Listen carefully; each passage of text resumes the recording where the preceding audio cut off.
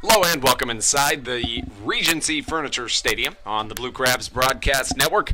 Thank you for joining us today. Sorry about a couple of technical difficulties yesterday, but happy to have you inside Regency Furniture Stadium. Joining me this afternoon, coming to you with the last spring training tune-up of the season. The Blue Crabs hosting the High Point Rockers, and the High Point Rockers, their first time in Southern Maryland, being last night. The Blue Crabs took them down as a welcome warning to the league. Blue Crabs took them down by a score of 4-2. Interestingly enough, Southern Maryland came into yesterday 0-3 in spring training games. Actually, you could call it 0-2-1 considering one tie. They came out yesterday a lot better. 2-2-1 now the record after a pair of wins sweeping yesterday's doubleheader. The opener against the York Revolution. The Twin Bills final was against the High Point Rockers. First game, Blue Crabs won by a score of 8-2, featuring 3 home runs. 1 home run in the nightcap gave the Blue Crabs another win, so back-to-back wins. Happy to have you joining us. Let's run through some starting lineups. Batting first for the High Point Rockers, batting first, the right fielder, number 3, Shane Opitz. Batting second, number 33, the center fielder, Breland Almadora. Batting third, number 65, Stephen Cardulo, the second baseman.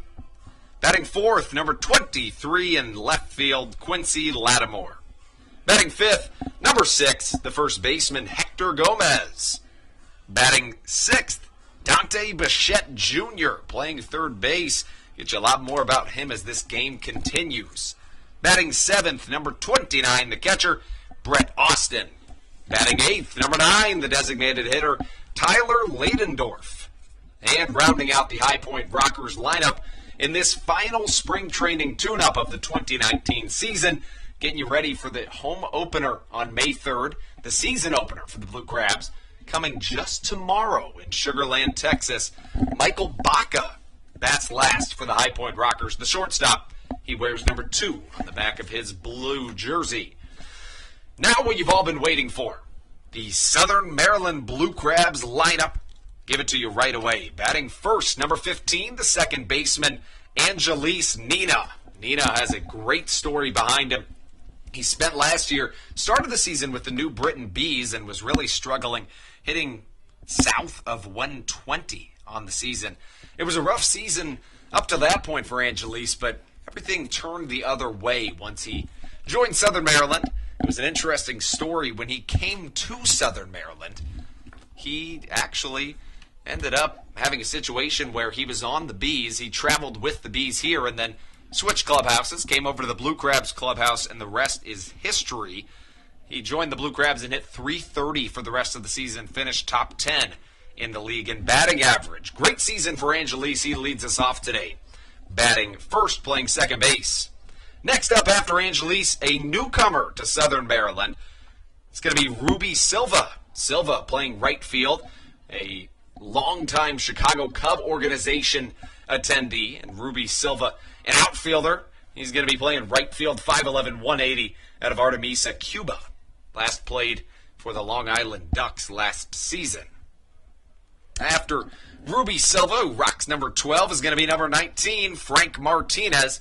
Frank has been an everyday name in the Blue Crabs lineup for the last couple of seasons. That's not going to change this year. Batting third, number 19, Frank Martinez, the third baseman, the switch-hitting wonder, whatever you want to call him. He can do it all.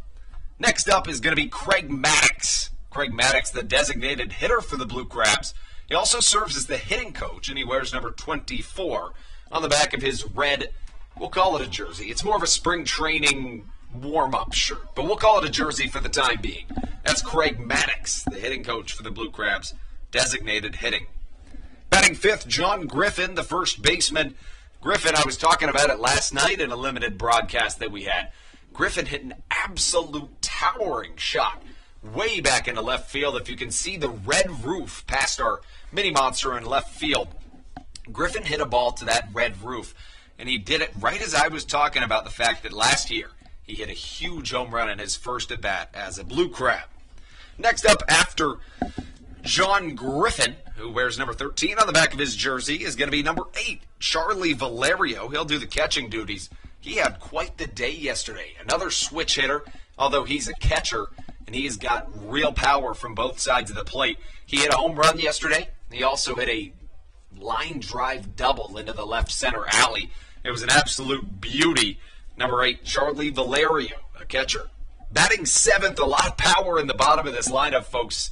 I'd be a little bit afraid if I was an opposing team. Number 23, Tony Thomas. Thomas is going to be gracing left field for the Blue Crabs today. He hit a home run yesterday as well. Why don't we just stay on that trend of outfielders hitting home runs? Corey Vaughn did the same yesterday. Number 27 hit an absolute rocket to left center field.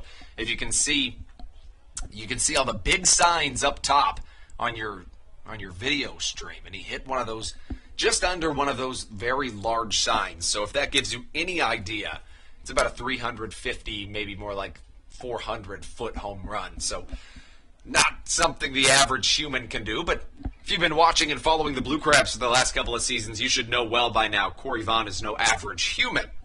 Corey Vaughn playing center field, that shouldn't come as a surprise to anybody.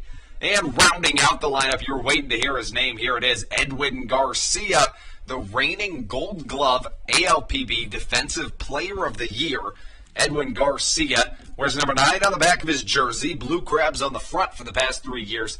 He's been a mainstay in the Blue Crabs lineup. He played more games than anybody on the whole Blue Crabs roster last season.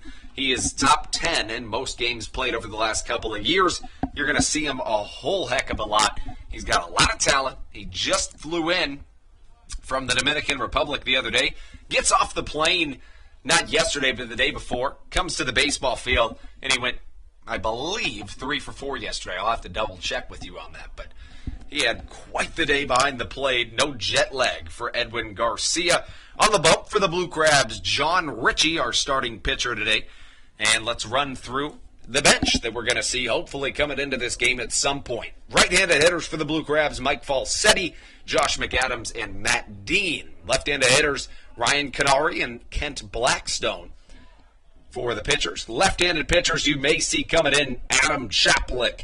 John Hayes is a right-hander. Another right-hander is, it looks like maybe Josh McAdams may be doing some pitching. So we may even see a little bit of position player pitching today, folks. It may be that type of day. Like I said, final spring training tune-up here in Southern Maryland as you see the Blue Crabs taking the field right now. And we'll run through the starting lineups one more time before we get started. Give you the field from left to right as you see the Blue Crabs coming out. As you look into left field, some new faces, and I can understand that considering the fact that it's a lot of new guys coming onto the team for the Blue Crabs this year. But I can guarantee you folks, I've met most, if not all of them, and every single one of them. Obviously, they're good ball players, but better gentlemen, really, really good guys. Stan Kleinburn did an exceptional job getting a great group of guys together this year, and it's going to be a lot of fun. This game is closed to the public, so I'm providing you a window of opportunity to find. Nobody else in the whole world is watching Blue Crabs baseball outside of you right now, and I appreciate you for that. And I appreciate you joining me through this adventure that will be the last spring training game of the season, heading into the Blue Crabs debut tomorrow in Sugar Land, Texas. The way it's going to work out is that the Blue Crabs are going to go down to Sugar Land for 7 games in 7 days, take a day off so they can travel back from Texas to Maryland, and then on May 3rd, that's the home opener. It's the Birch Oil Beach Bash. That's a whole lot of B's. Hopefully the Blue Crabs have a whole lot of W's in their win-loss record by the time that they come back. Nonetheless, Blue Crabs host the Lancaster Barnstormers, and that is going to be a phenomenal series. So much fun stuff happening at the ballpark. You've got palm trees out because it's a beach bash. Literally anything that you could possibly think of, we're going to have it right here at Regency Furniture Stadium. And if you don't end up joining us here at Regency Furniture Stadium, we'd miss you, but I'd love to have you on the broadcast as well. The throw down, and Charlie Valerio has sent it down, and that means we are nearly getting ready to get set for the Blue Crabs' final spring training game. It's exciting in and of itself, but it's also exciting considering the fact that Blue Crabs baseball is just that much closer. Leading it off for the High Point Rockers is Shane Opitz. Opitz wears number 3 on the back of his jersey, a left-handed hitter, and he plays right field for the High Point Rockers today.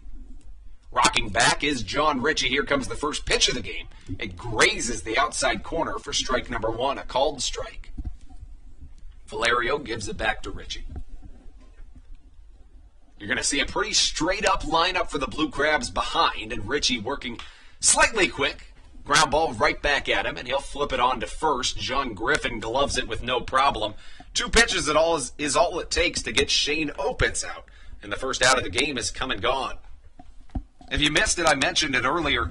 The Blue Crabs started their spring training 0-2, and they then tied a game, and then they won 2 yesterday. And, my theory on that is that I think that it takes a little while for hitting to come around as Breland Almadova steps into the right-handed batter's box. Pitchers have an advantage in that they can throw bullpens as a strike crosses. They can throw bullpens all winter long. But you know what a hitter can't always have the luxury of doing? Hitter doesn't always have the luxury of hitting against live pitching. So that's something that is a little bit difficult to get your hands on sometimes as ball 1 crosses. So it's going to take a little bit for hitters to get back into the groove of things, and that's just what happened for the Blue Crabs, as a strike is going to be foul-tipped away, 1-2 the count. It's going to take a little bit for the live hitting muscle memory to come back, but it sure did come back yesterday. How about 4 home runs in 18 innings, 3 of them coming in the first 9. Those home runs coming from multiple different characters, as Ritchie comes home with his 1-2, a looping curveball. Is strike 3 looking. You can see a later Breland Almadova. 2 out. How about that for a curveball? It locked Almadova up in the knees. You can see him just standing there because that Ritchie curveball looked like it was going to come right at the head of Almadova. Next thing you know, it's on the outside corner, and we've got 2 outs in this inning, which means Steven Cardulo is going to come up to the plate out of the right-handed batter's box. Cardulo gets ready, and you'll see strike 1 come in. It's always so important for pitchers to establish early. Establish the inner half is typically what you hear. But I'd like to talk about the fact that you're throwing strikes early in counts as one's fouled back. 0-2 the count. It's so important that you throw strikes early in counts and you get ahead of the hitter. You feel as though you are the dominant force in the equation, and John Ritchie is doing just that on every first pitch he's thrown this afternoon. It's been a strike. Ritchie covering his face with the glove, his tan glove. He rocks back. Here comes the pitch. This one drilled right back up the middle. Ritchie tried to kick it off with the back of his cleat. He couldn't quite do it, and the first base hit of the game has come off the bat of Steven Cardulo.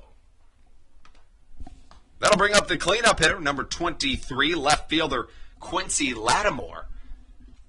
Lattimore wears number 23 on the back of his jersey, as I said, and you're going to see a little bit more of a straight-up shift this time. Steven Cardulo, who now stands on first base, was getting slightly more of a shift to his opposite field. Now you're going to see a pretty straight-up defensive alignment, as this pitch on the outside corner coming off of it is Lattimore for strike number 1. Good job by John Ritchie. He's been establishing the inner half on almost every batter right away. This time he goes on the outside. That's why you see Lattimore pulling off of that pitch. When I say pulling off, I mean his head is not staying on the ball throughout the duration of the pitch, so he's not quite seeing it at the end, which causes you to obviously miss the ball. If you can't see it, you can't hit it. That is for sure. 0-2 the count to Lattimore. John Ritchie trying to close the deal on the top of the first and send his batters to the plate. Ritchie, a long look in. Here it comes, a changeup swung on through for 0-2 the count. Nice change of pace. That's the first changeup off the right hand of Ritchie to this point in the ball game. He's coming with a lot of fastballs. He's thrown a couple of curveballs, but on an 0-1 count, you're not really anticipating a changeup, and swinging right through it was Lattimore. Now a curveball bounces in the dirt. Thinking about trying to get over to second base was Cardulo, but he thinks better of it. the last thing that you want to do is be the last out of the inning trying to advance to the next base. Typically, that applies to third base. Coaches will say, don't be the last out of the inning trying to advance to third base, but realistically, you never want out to end the inning, especially if it causes the batter to stop from having the rest of his at-bat. Richie looking for his signs from Charlie Valerio. Changing up his looks. Here comes Richie. This pitch is hit over to the left side. Frank Martinez gets the easy one. Flips it on to second. And the fielder's choice is how we're going to see the top of the first come to a close. And that means the Blue Crabs will head up to the batter's box. When we return on the other side of this break, in that half inning, one hit, no runs, no errors, one runner left on base, and the Blue Crabs coming up to try to plate a whole lot of runs on the other side of this break. We'll be right back on your Blue Crabs Broadcast Network.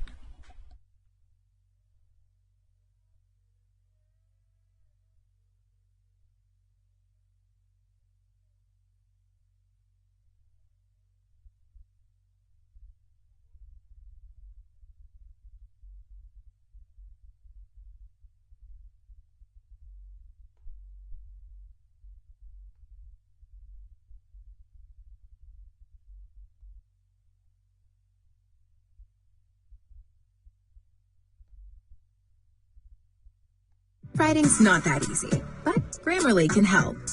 This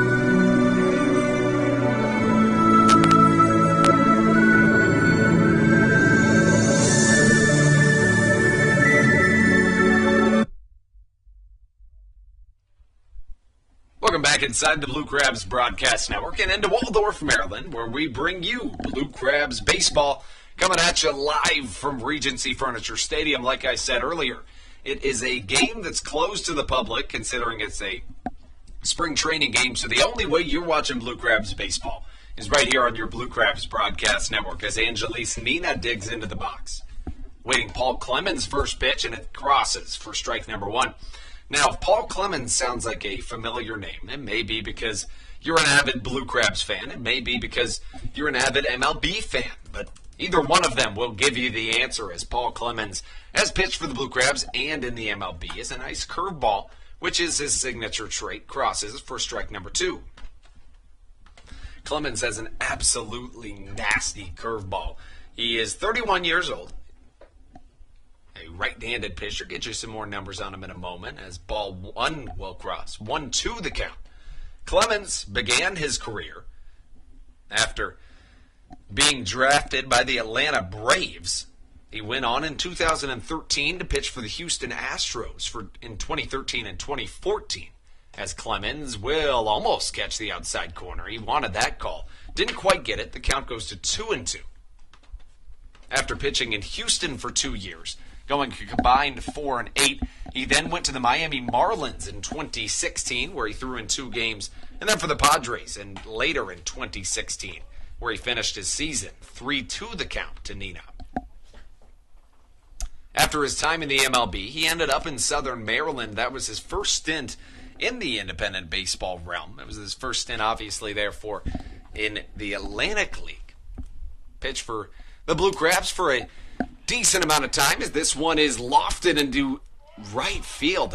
Wow, what a catch by Cardulo over the shoulder. What a grab out there. That's robbing Angelise Nina of a hit. All he can do at that point is tip his cap to the second baseman, and Clemens ought to do the same. That had a base hit written all over it, although it wasn't sharply hit. It was definitely hit in the right spot that one would imagine it would end up being a base hit, but nonetheless, Ruby Silva will try to do just that. You'll see a pretty good shift on Ruby, but interestingly enough, despite the fact that the second baseman is playing well to his left, as strike one will be swung on through. Despite the fact that the second baseman is playing well to his left that he normally would.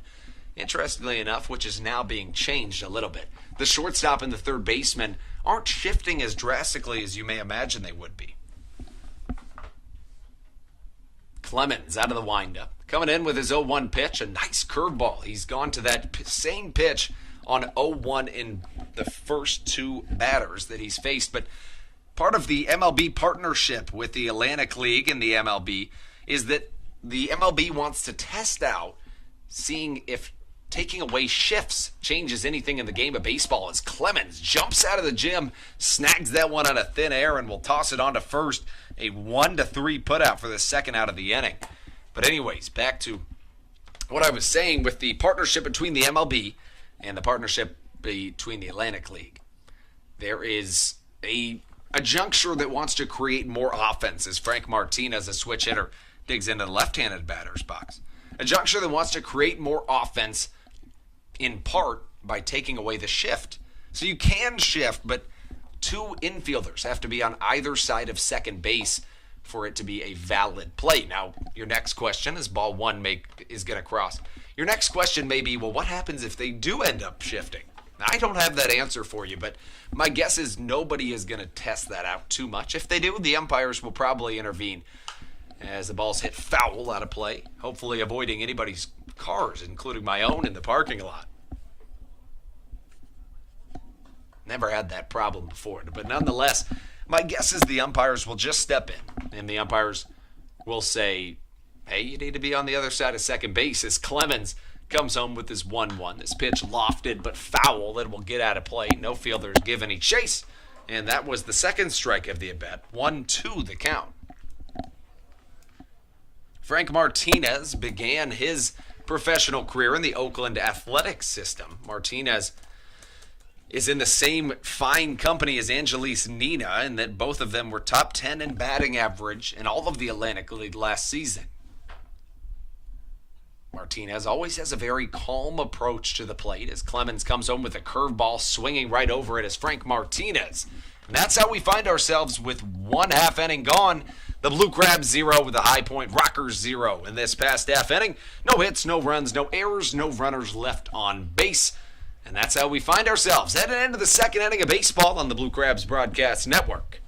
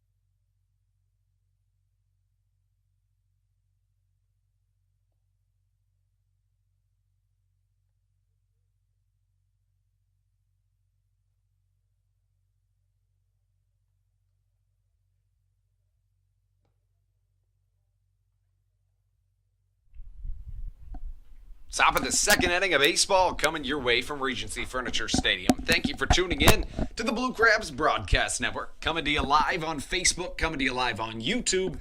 As always, Andrew Banstra on the mic for you as the Blue Crabs play in their final spring training tune-up before they head down to Sugar Land, Texas tomorrow for their season debut.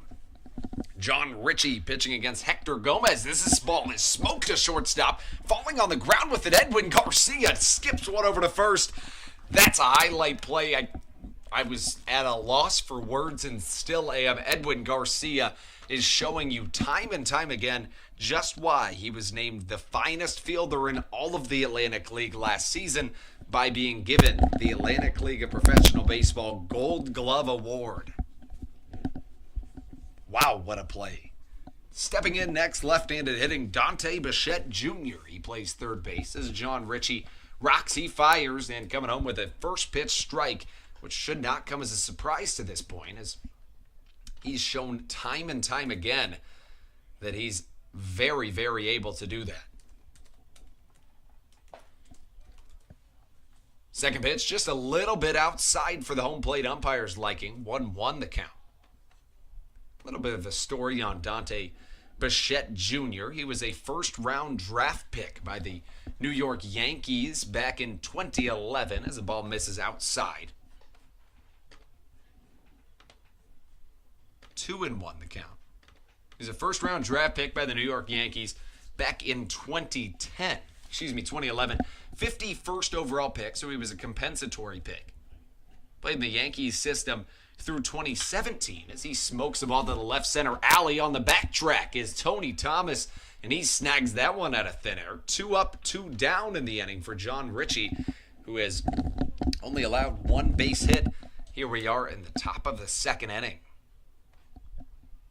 Welcoming you into the Blue Crabs Broadcast Network. I'm Andrew Banstra, as we'll get you a little bit more on the Dante Bichette story shortly.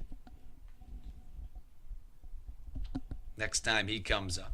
Next up, Brett Austin, the catcher, number 29, as he smokes one off to second. Nina fields it on the back pedal, slings it over to first base, and John Griffin gloves it for out number 3. 3 up, 3 down, and that was about as quick of an inning as you're going to find. When we come back, Blue Crabs bats come back up to the plate, and you don't want to turn that dial, folks, because trust me, if today's anything like yesterday, you're going to see fireworks in the air when we come back on the Blue Crabs Broadcast Network.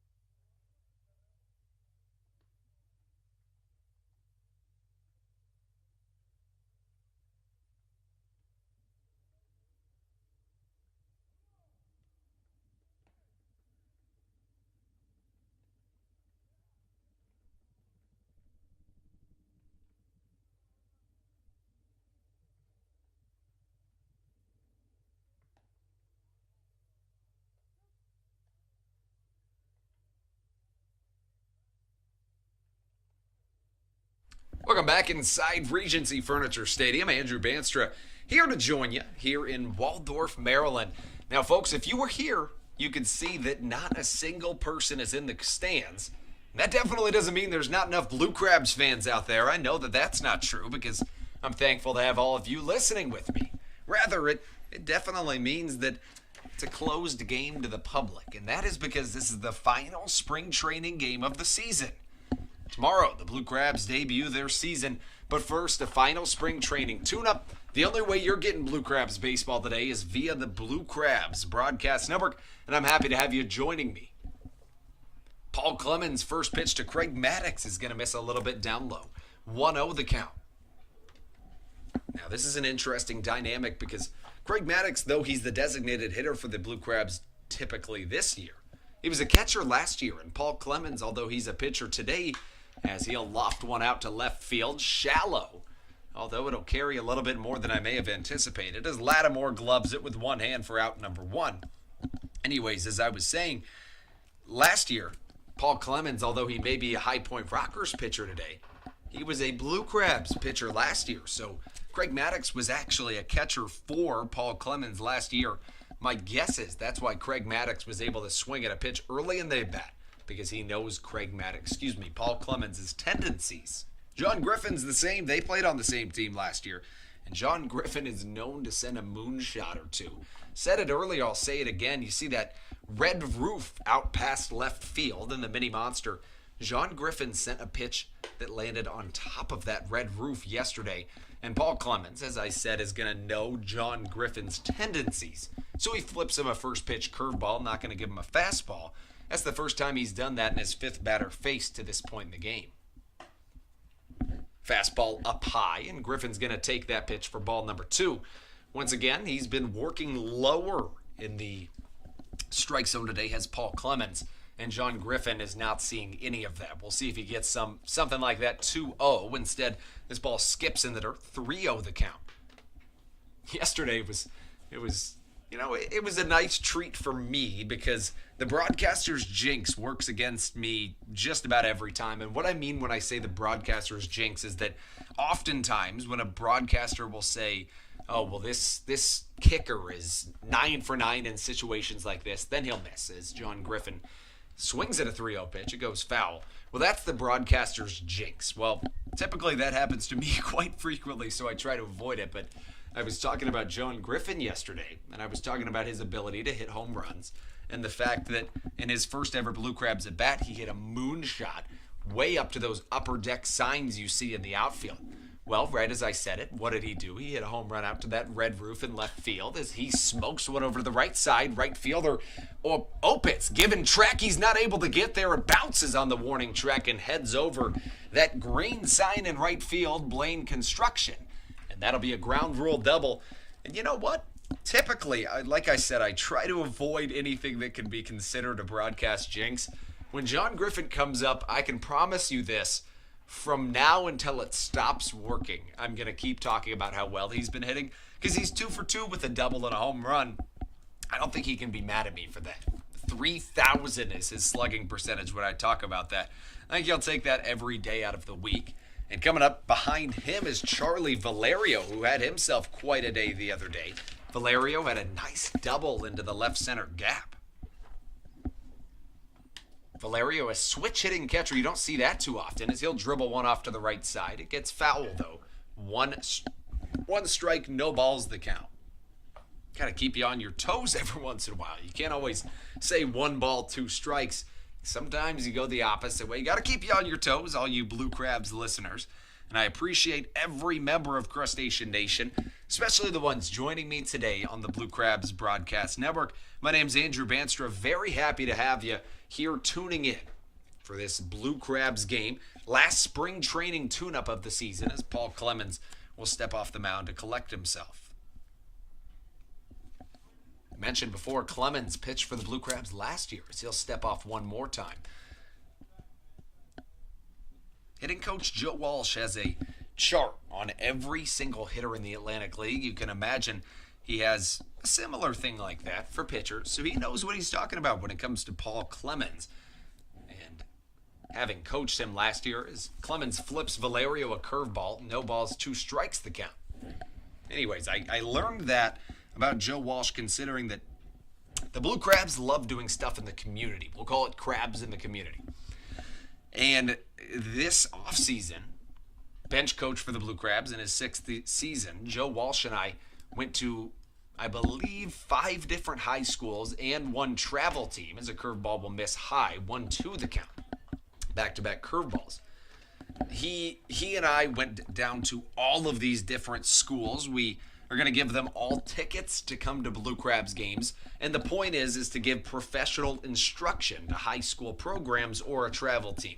It's a great thing that the Blue Crabs do, getting involved in the community and spreading the love and the knowledge of the game of baseball into all of Southern Maryland as 3 straight curveballs ring up Charlie Valerio, 2 down in the inning. As I was saying, crabs in the community, it's a huge, huge part of what happens here in Southern Maryland. And that's how I learned that little fun fact about bench coach Joe Walsh. So a strikeout is going to give us our 2nd out of the inning. And that brings up Tony Thomas, a guy that hit a big-time home run yesterday. He's got a lot of big-time home runs in his arsenal. And as the season rolls out, I'll give you a couple more of those stories. But today, I'll just tell you, Tony Thomas hit a bomb yesterday to left field. Another curveball, and here comes another bomb as it looked like it was going to go a little further and a little bit more straight than it did right off the bat, but it definitely didn't. And that was awfully impressive considering the fact that Tony Thomas shattered his bat. He just had a foul home run well over the left field fence with a broken bat. Now, folks, if you can't put that, if that doesn't really ring a bell for you, imagine trying to see how fast you could get to 100 miles an hour in a car. And if you had a really fast car, you would be able to get there awfully quick. If you had a 1990 Honda Odyssey minivan, then you might have a little bit of a hard time getting up to 100 miles an hour. A old Honda Odyssey minivan is in a great comparison to a broken bat in that it's not going to do much for you. Tony Thomas just hit a home run with an old Honda Odyssey minivan. 0-1 the count to the left fielder Tony Thomas. Former Sugarland Skeeter as Paul Clemens saw that foul home run and decides to flip a curveball. We mentioned that's a signature trait of Paul Clemens, who wears number 48 on the back of his blue jersey. A signature trait is that great curveball he has. 2 of the pitchers in the Blue Crabs staff last year had a signature trait of throwing a very impressive breaking ball. Sam Runyon and Paul Clemens, both of which are High Point Rockers this season. We'll see Runyon probably later today. Clemens comes home with a massive 1-1 pitch. That pitch right there tells me that he hasn't really been letting it all go. He's been sitting around 90% of his potential velocity. He really let that one rip. Sometimes you got to save a little bit in the bank for a situation like this, and that's exactly what Clemens did to Thomas. Here comes Clemens home with the 1-2, and a couple of fielders started to drift off the field thinking it was strike 3. Instead, Tony Thomas's eye came up to prove him right. It's ball 2. We've got a 2-2 count here in the second. 2 down. That's a whole lot of 2s, folks. Number 23, Tony Thomas. Awaiting the Paul Clemens pitch. A curveball again. This one skids in the dirt. It'll get a little rusty, so give it back to the home plate umpire. 3-2 the count. First base not occupied, so don't expect to see John Griffin going on the pitch. If you're just joining us, John Griffin is standing on second because right as I was talking, and I'm going to take a little bit of credit, right as I was talking about John Griffin's incredible power, John Griffin hit a ground rule double. Same thing happened yesterday, and he hit a home run. So keep talking about how well he's been hitting. Here comes Clemens home with the pitch. Another curveball. This one will miss outside. Tony Thomas will discard his shin guard that sits on his left foot when he bats. He's going to head down to first base. Runners at first and second for the most powerful man in all of the Atlantic League of Professional Baseball, Corey Vaughn. Vaughn is a household name in Southern Maryland by this point in his career, as he should be. Over the past 2 seasons, not a single player in all of the Atlantic League has more home runs than Corey Vaughn. And guess what he did yesterday? If you're listening at home, I hope you just said hit a home run, because that's exactly what he did. He sent a moonshot to left field as Paul Clemens has played with Corey Vaughn a whole lot of times. This ball smoked into 5-6 hole. Errant throw to third base. John Griffin not quite getting to third base in time. It was a bang-bang play at third, but 2 runners will be left on base after 1 hit, 1 walk, no errors, no runs scored in the inning. You're listening to the Blue Crabs Broadcast Network, where we feature all your Blue Crabs baseball. Thank you for joining us, and we'll be right back with the top of the third on the other end of this break.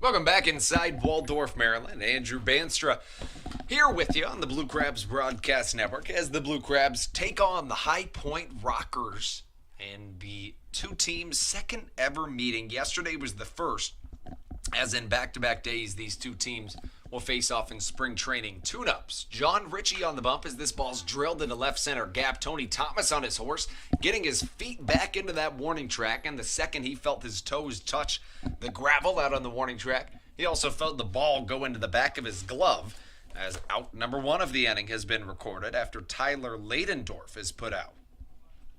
Here we are in the top of the third. If you're just joining us, not too much action you've missed to this point in the day, as Michael Baca will come up to the plate. Baca wears number 4 on the back of his blue jersey.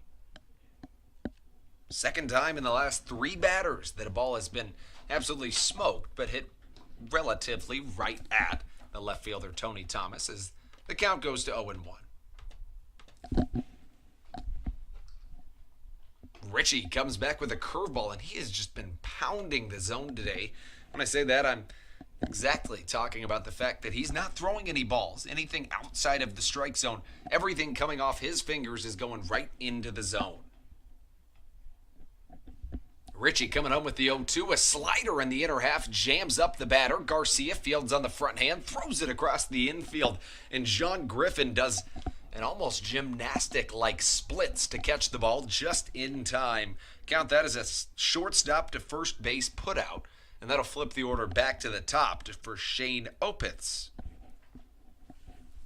Opitz wears number 3 on the back of his jersey. He plays right field for the High Point Rockers. He's 0 for 1 on the day. He grounded out to the pitcher in the first at-bat of this game. For the first time in this game, John Ritchie has missed down low, or missed in general, on the first pitch to a batter. Ritchie puts the gloves down, locks, fires, and he'll catch the outside corner. Beautiful pitch and confident pitch to come back with on a 1-0. Many times, if your groove is messed with, as Ritchie's just was, you're going to be a little bit more hesitant to throw a slider or an off-speed pitch as ball 2 misses. If you're going to be a little bit more hesitant to throw that for the strike, Ritchie has confidence in every single one of his pitches and fools the batter. 2-1 count. This one chopped off foul over to the right side as the count runs to even, 2-2. And this is nearly as many pitches as Ritchie has thrown to a single batter in this ballgame. He's kept the pitch count very, very, very low. Richie covers his face with the tan glove. Now his beard is exposed, and he throws a curveball. This one chopped right up the middle. Garcia fields it, slings it sidearm across the infield, and John Griffin stretches his big first base glove to record the out.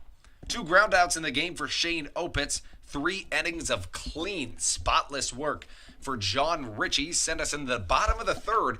And when we come back on the Blue Crabs Broadcast Network, it's 9-1-2, which means Garcia, Nina, and Ruby Silva are dialed up for you on your Blue Crabs Broadcast Network.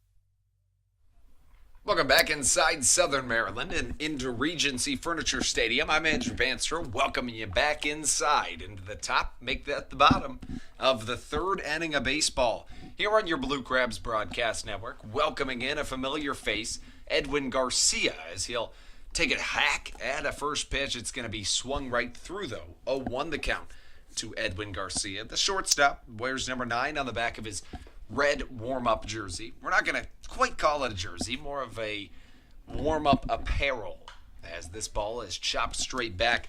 Garcia played a heck of a game yesterday. It was his first game of the season. He had just gotten in from flying in, and he played an incredible game. 3 for 5 on the day, 2 singles and an RBI double.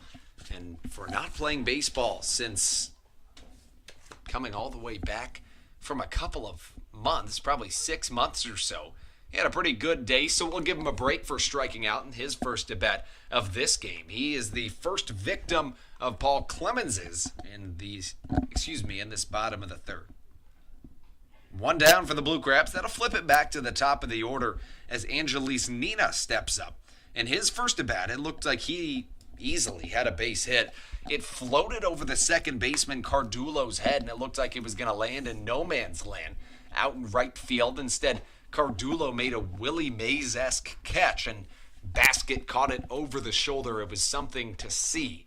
You can, after this broadcast is over, you can go back and watch it. It was about 5 minutes into the broadcast.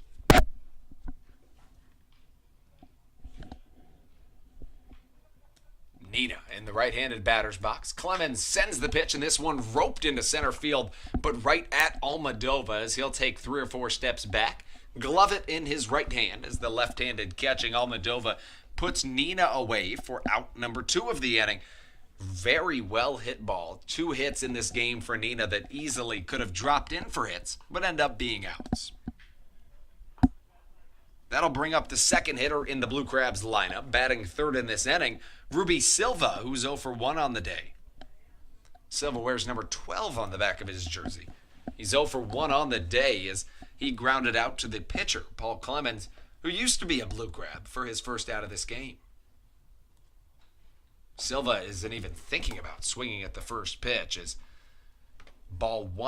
strike one will cross. 0-1 the count to Ruby Silva, left-handed hitter out of Cuba. I got to talk to Silva for a while, and the way he was telling me about his approach as a ball will miss upstairs, 1-1 the count. He was telling me about how he used to play with Javi Baez because they used to play on the same team for the Cubs growing up. And he was telling me Baez has one of the most aggressive plate mentalities of anybody he's played with. Or I guess I should say he just had an aggressive mentality as this ball is absolutely sent on a frozen rope out to the first baseman. And that'll be out number 3. I'll keep you on for the end of this story as it's a good one. He was telling me about how Javi Baez is one of the most aggressive hitters, as anybody who watches the Cubs knows pretty well. But Ruby was telling me that very much like Javi, he has a very aggressive mentality as well.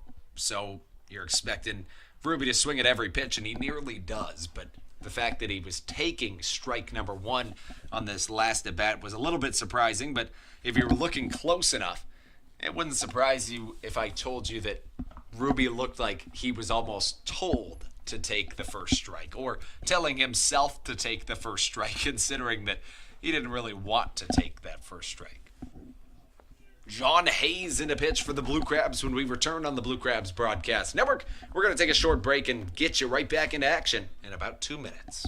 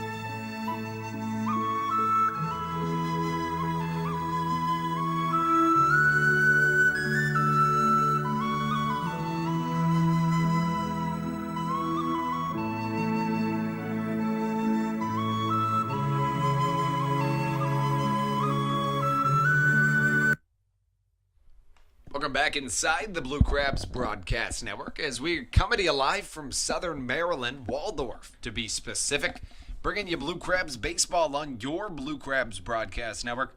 I specify your because it is your Blue Crabs Broadcast Network, and we're happy to have you joining in. New pitcher for the Blue Crabs stepping onto the bump, John Hayes, a right-hander. Pitched in the Tigers organization for a couple of years. Very, very good guy. He get you a lot of stories about him as this season continues. Like I said, with a lot of these guys, considering it's spring training, I'll put you on a little bit of a teaser for a couple of the stories, but tell you a little bit about John. He's a big video game player, but obviously a bigger baseball player.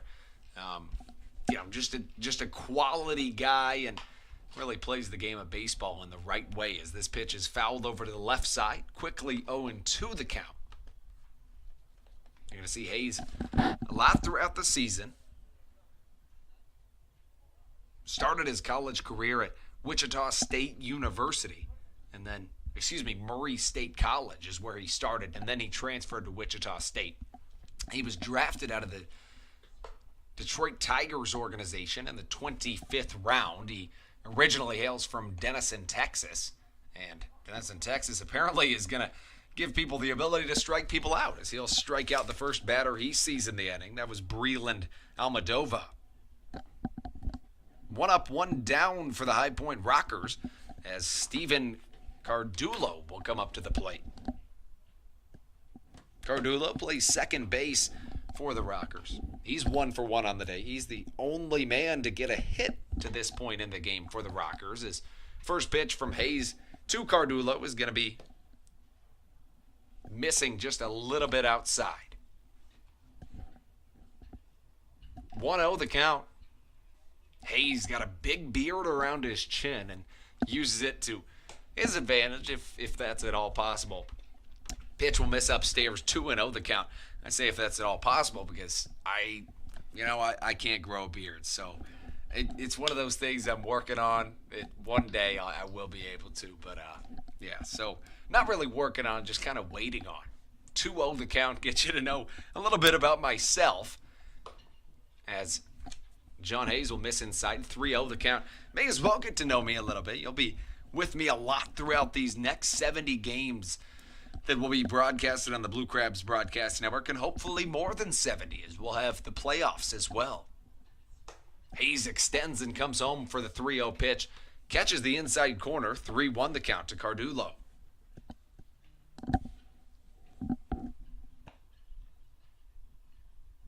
Hayes comes set.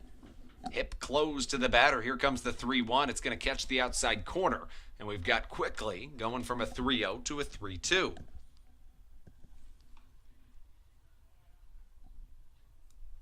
Hayes lets the arm swing in front of him. It's a move that is illegal in high school when you're looking for your sign from the batter, as this pitch check swung foul off to the right side.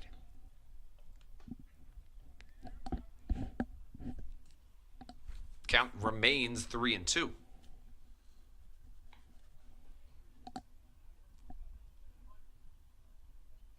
Cardulo awaiting the 3-2 pitch once more. He stands very outside in the box, so you'll see Valerio setting up outside. Coming inside, though, is John Hayes, as the walk will be issued. First of the game issued by a Blue Crabs pitcher, and only one person on the whole entire team for the Rockers has gotten on base in this whole entire game. And his name is Steven Cardulo. He's gotten on base twice, a single and a walk. That's going to bring up Quincy Lattimore. Lattimore, the left fielder who's made a couple of nice plays, robbing Blue Crabs of base hits. First pitch to Lattimore, catches high and outside. 0-1 the count.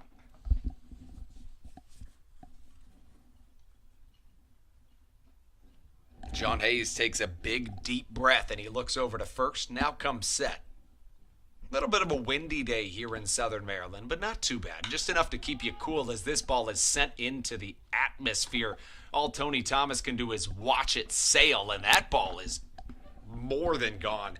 That was an absolute moonshot, folks. If you can see on your screen, you see in left field, you've got green, and then the scoreboard. A little bit further over to your right, you're going to see a light blue Dairy Queen sign, and a little bit even further than that, an outdoor creation sign. It's the white sign. Behind that, and in between that sign and the one above it, there's a walkway about 20 feet in the air, and that's where that ball landed. It was an absolute missile. So a home run by Quincy Lattimore, as John Hayes has allowed the first two of the game, as strike one will now cross. Mentioned earlier a little bit of the broadcaster's jinx, and my apologies to John. He's a great guy for maybe giving him the broadcaster's jinx there, as this ball's roped into right field. Ruby Silva gives chase and catches it with a glove. 2 down in the inning now, so I was talking about the broadcaster's jinx, essentially jinxing the teams by what you say, and I had talked about how nobody had reached base other than Steven Cardulo, and Quincy Lattimore hit the home run. So 2-0 the score now in this ballgame. Closing the book on John Ritchie. Ritchie goes 3 innings, allows just 1 hit, walks nobody, and he strikes out just 1. Allows no runs, no earned runs, as this ball is chopped back and fouled. 2 out in the inning. 0-1 the count with nobody on.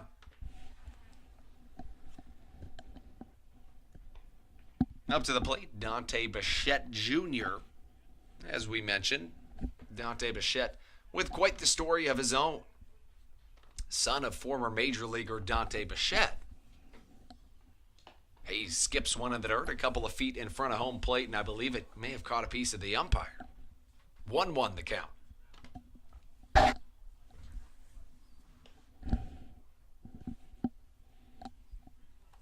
Hayes gets his way back up to the mound. He's going to be perched up on that mound a lot this season. Dante Bichette Jr. stands in the left-handed batter's box and awaits the pitch. Here it comes. This one high and inside. Make that outside, and it'll catch the strike zone just by a hair. 1-2 the count to Dante Bichette Jr. Everybody you see on this High Point Rockers team is wearing the jersey for the first time ever. It's the first season the High Point Rockers have been in existence ever. As this ball's fouled over to the left side and out of play, 1-2 remains the count.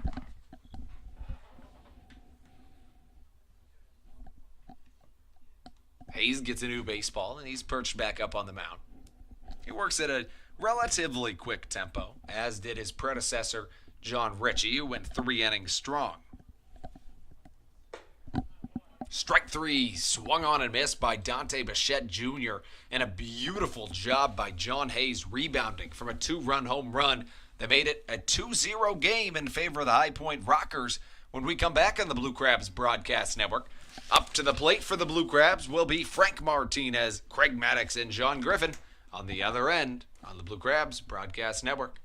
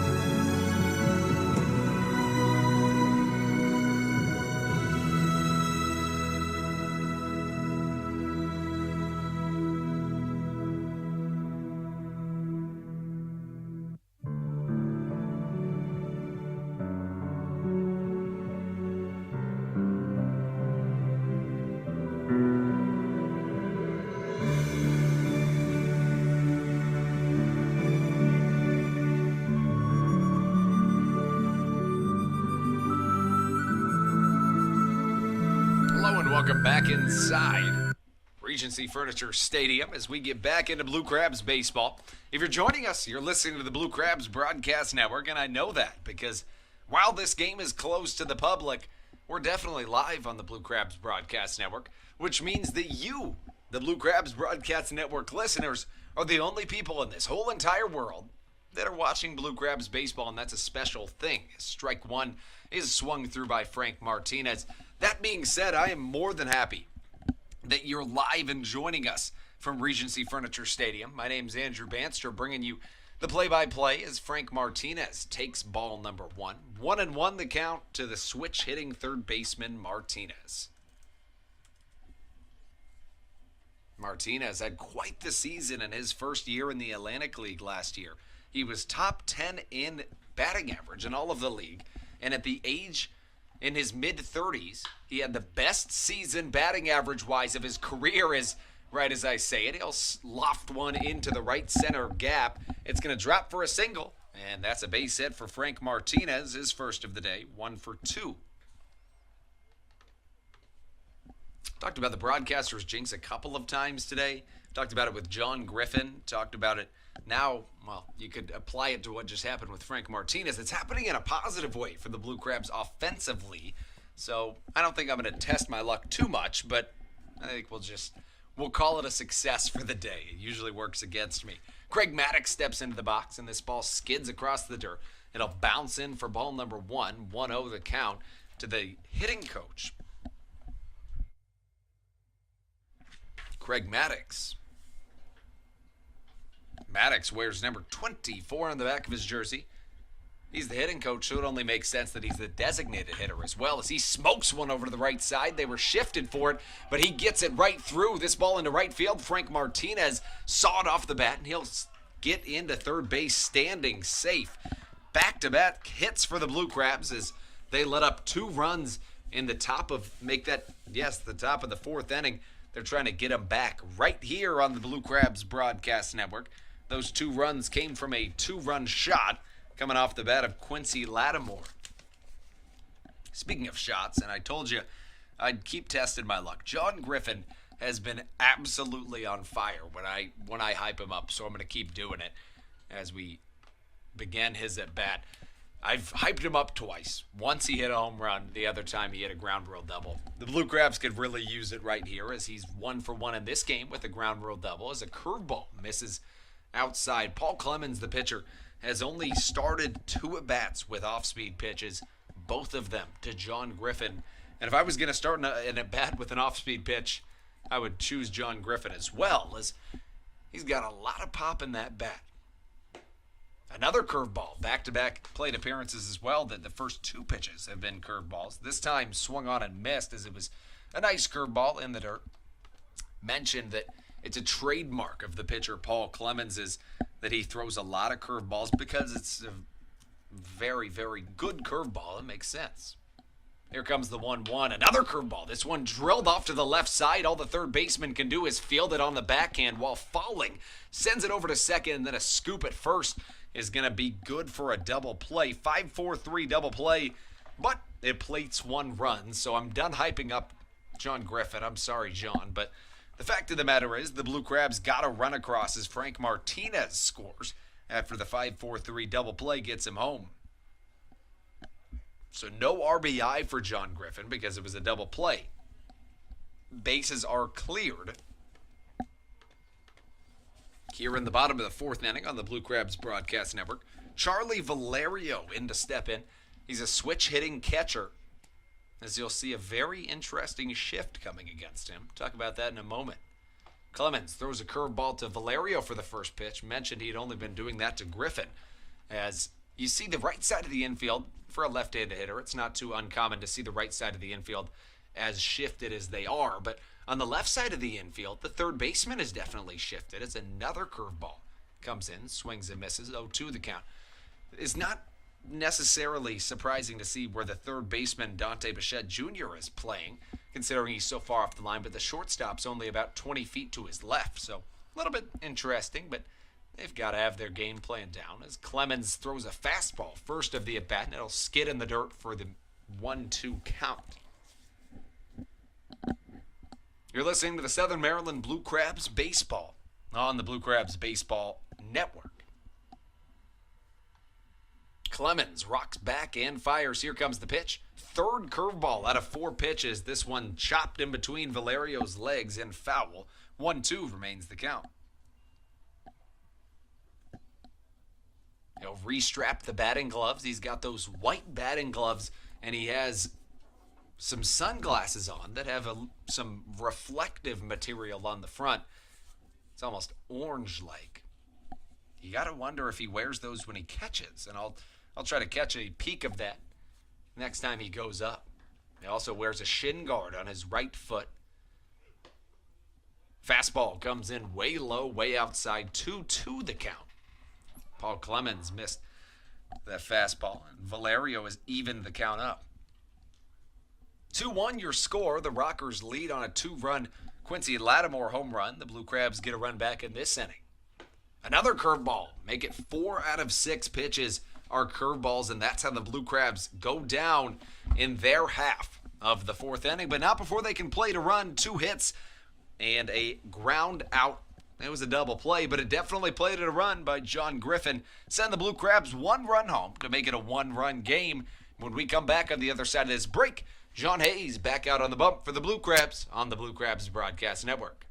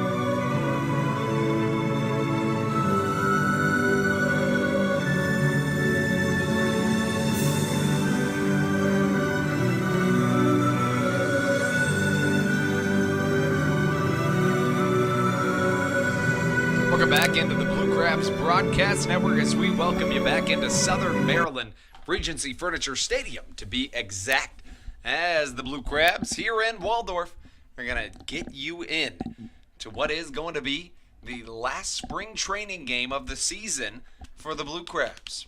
John Hayes on the hill for the Blue Crabs in his second inning of work. This pitch hit right back up the middle. It bounces off of Hayes' shin, hits over to the right side, and that it looked like it hit off his shin. It looks like the umpire's going to check that, as well as the catcher, Charlie Valerio. But it ended up playing into Hayes' hand, as could have been a base hit if it wouldn't have hit off of him. But Brett Austin is put out on what I'm going to call a 1-4-3 out.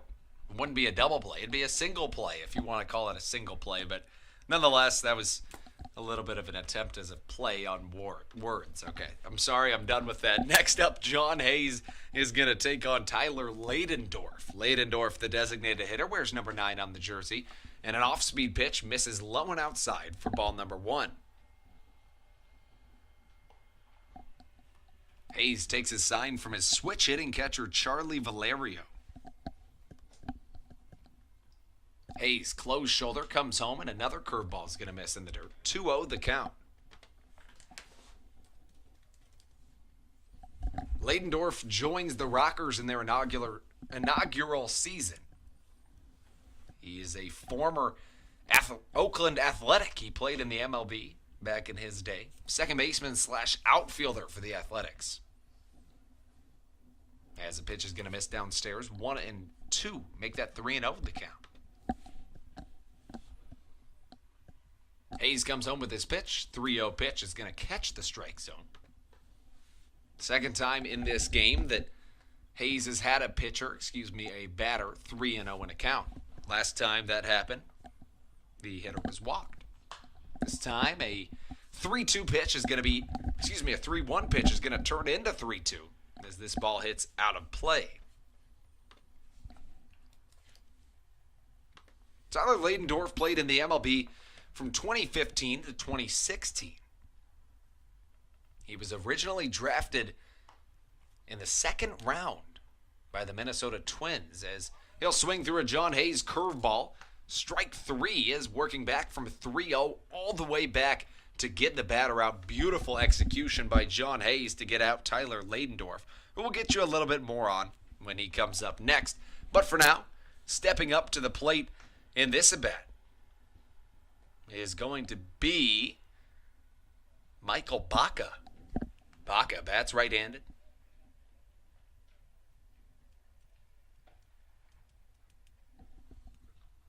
His second time up to the plate today. His first time he was up, he grounded out to the shortstop on what was an absolutely breathtaking play by Edwin Garcia. 1-0 the count as a pitch misses inside.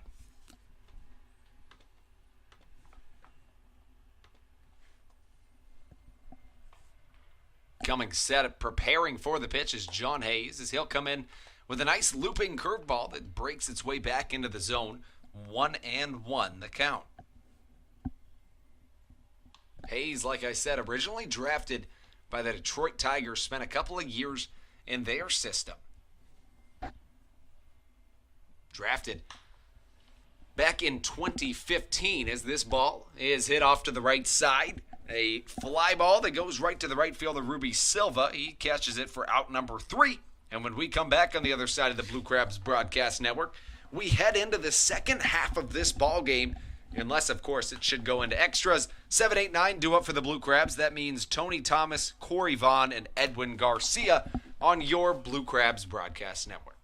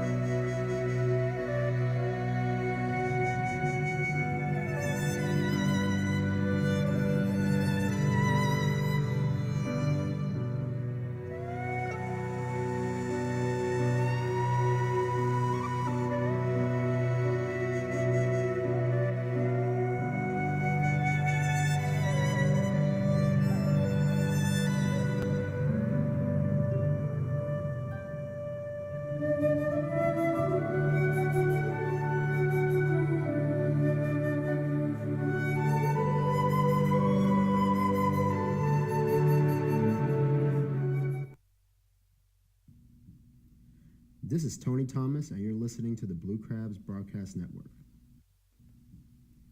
This is Tony Thomas, and you're listening to the Blue Crabs Broadcast Network. Sounds so nice, you gotta say it twice with Tony Thomas. Tells you 2 times who he is, and he steps into the right-handed batter's box. And he'll prepare for the first at-bat of the bottom of the 5th inning. Tony Thomas, to this point in the game, no official at-bat as he's only walked. As a new pitcher comes on, and it's drilled into the left center alley. That has extra bases written all over it as the center fielder Almadova fields it in the gravel. And Tony Thomas strolls into second base with a no-out double. What a hit by Tony Thomas. And that spells runs. It looks like the Blue Crabs may have something cooking here in their half of the 5th. Gives you some information on the new High Point Rockers pitcher, Kyle Halbon. Halbon was not drafted, but he did pitch in the Yankees system for 1 year where he played very well in rookie ball. He appeared in 13 games with a 3.54 ERA. He then spent from 2017 to 2018 with 3 different teams in the Los Angeles Angels organization. As now up is Corey Vaughn, and he sends one into the clouds. This one's a major league pop-up if you've ever seen one. And second baseman Cardullo drifts back and catches it. about 20 feet into the outfield. Count that one as a pop out to the second baseman, and Corey Vaughn's the first victim of Halbon's of the day. That brings up Edwin Garcia. Garcia 0 for 1 on the day, 3 for 6 in spring training. As his first game was yesterday, he went 3 for 5 with 2 singles and a double. Edwin Garcia, the former Texas Rangers prospect, spent 9 seasons in affiliated ball, a couple in AAA with the Rangers.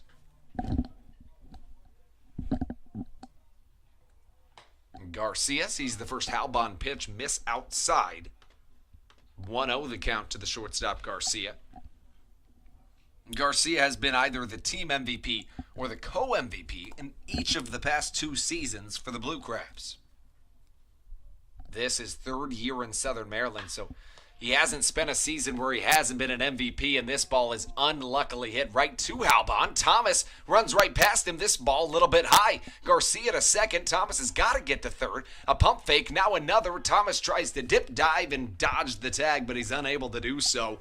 Now 2 down in the inning, as Garcia had what looked like an RBI single, but Halbon used his athleticism to snag that one out of thin air. Next thing you know, Tony Thomas is caught in a pickle. Smart base running by Edwin Garcia to get to second, because now, no matter what happens, you have a runner in scoring position. He essentially swaps places and adds an out to the scoreboard with Tony Thomas, and now you've got a runner on second with 2 down. Now stepping up to the plate, Angelis Nina. Nina 0 for 2 on the day, but he could easily be 2 for 2. As the first pitch misses outside. First time he was up to the plate, he sent a little floater out to right field. It almost dropped, but a beautiful catch by the second baseman Cardulo stopped that from happening. Next time he was up, he sent a missile to center field, but it was right at Almadova. Now Nina calls for time. Nina in his second season in Southern Maryland.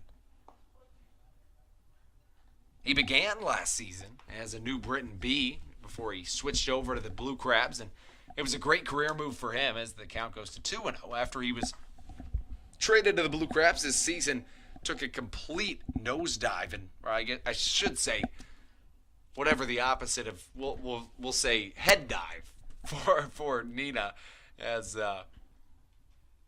Nina went from being a 120 hitter to going all the way to being one of the best top 5 batting averages in all of the Atlantic League. Nina, the second baseman for the Blue Crabs. At first, when he just joined the Blue Crabs, he was a fill-in type guy. If somebody needed a break, he would step in.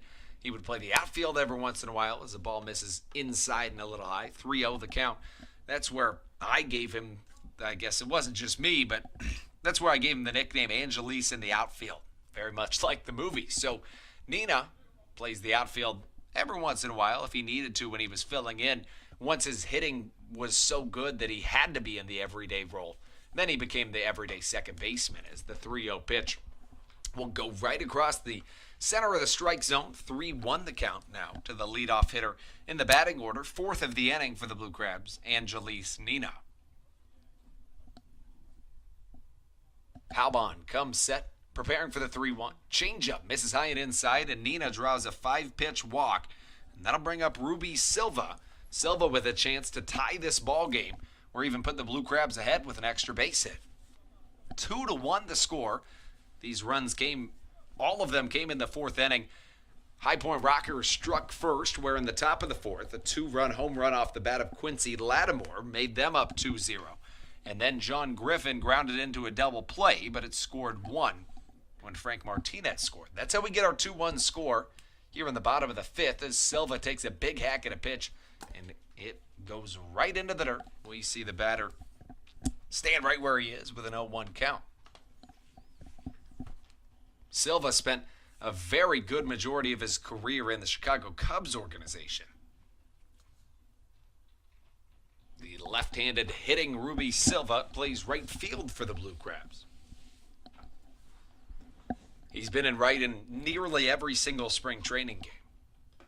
This one skids in the dirt, and 1-1 is the count.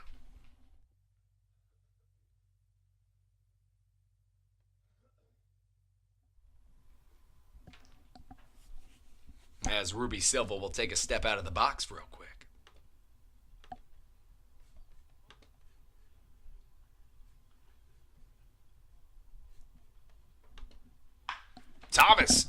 Silva drills this one into right field, sending him is Daisuke Yoshida, the third base coach. Here comes the cut. It's going to be a bang-bang play, and the bang goes in favor of Edwin Garcia. RBI single from Ruby Silva ties this ball game up in one swing of the bat. What a big-time play for Ruby Silva. 2-2 your score here in the bottom of the fifth in Southern Maryland. And if Frank Martinez has anything to say about it, that means a couple more runs are going to score, as we've got 2 on, runners on the corners for Martinez. Martinez, a switch hitter. Tony Thomas scores on the play. In from the left side is Martinez. He's done so at every plate appearance to this point in the game. He's 1 for 2 with a strikeout, a single, and a run scored. Fastball, low and outside, catches the strike zone, 0-1 the count to Martinez. He'll tap the plate with his bat. Now get his wrists loose, swinging it around a couple of times and awaiting the Kyle Halbon pitch. This pitch dribbled over to the right side, and it just stays foul in favor of Frank Martinez as the count now 0-2.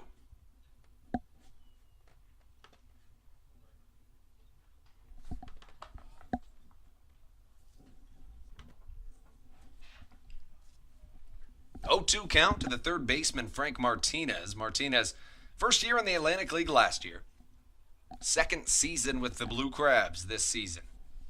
Blue Crabs head to Sugar Land, Texas tomorrow to take on the Skeeters for their first game of the season. This pitch, a back pick over to first base, nearly got Ruby Silva over at first. 1-2 the count.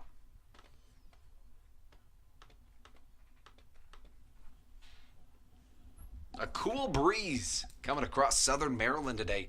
Not enough that it'll affect the ball much as Frank Martinez drills one up the middle. A diving shortstop Baca sees it hit off the brim of his glove, and an RBI single from Frank Martinez puts the Blue Crabs in the lead. What a day by Frank Martinez to this point. 3-2 the score. The Blue Crabs on top. They beat the High Point Rockers yesterday by a score of 4-2. And Craig Maddox steps into the box. The hitting coach has shown why he was named the hitting coach to this point in spring training.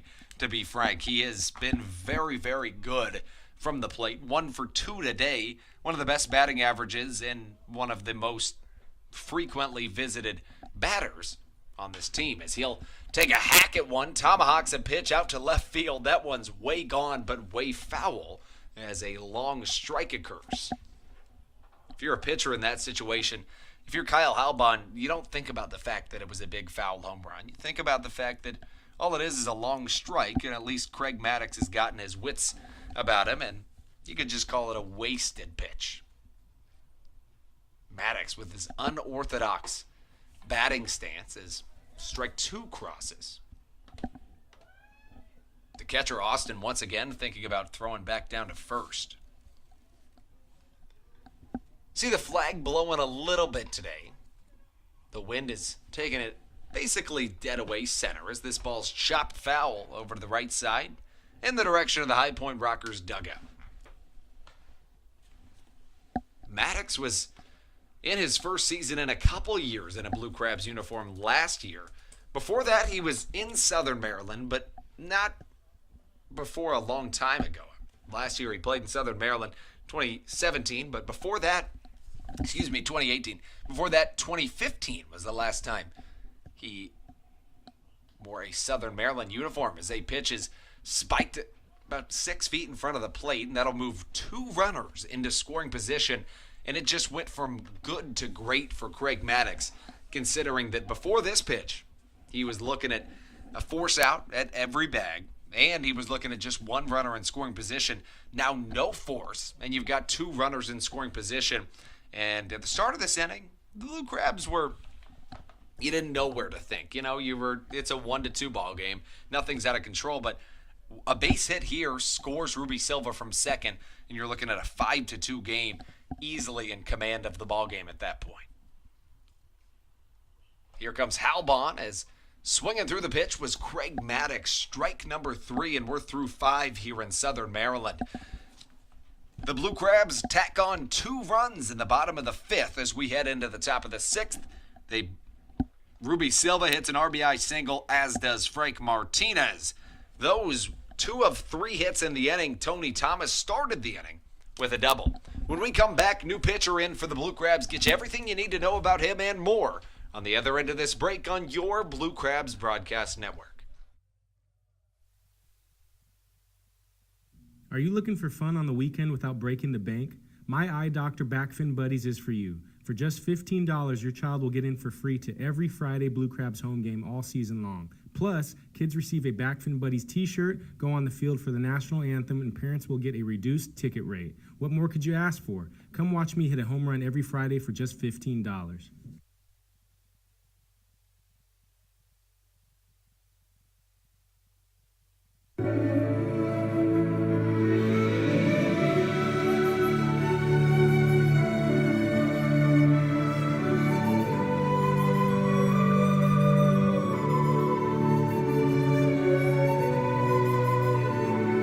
This is Adam.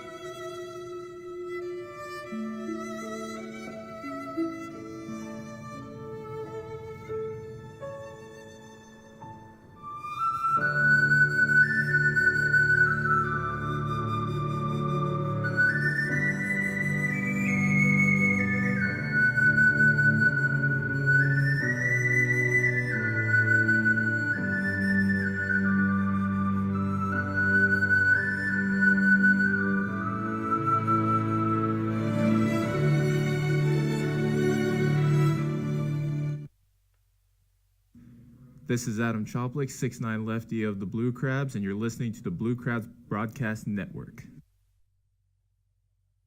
Well, you heard it here, folks. This is a 6'9" pitcher for the Blue Crabs.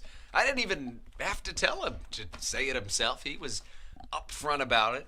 Adam Choplik is his name. Left-handed pitcher, 6'9".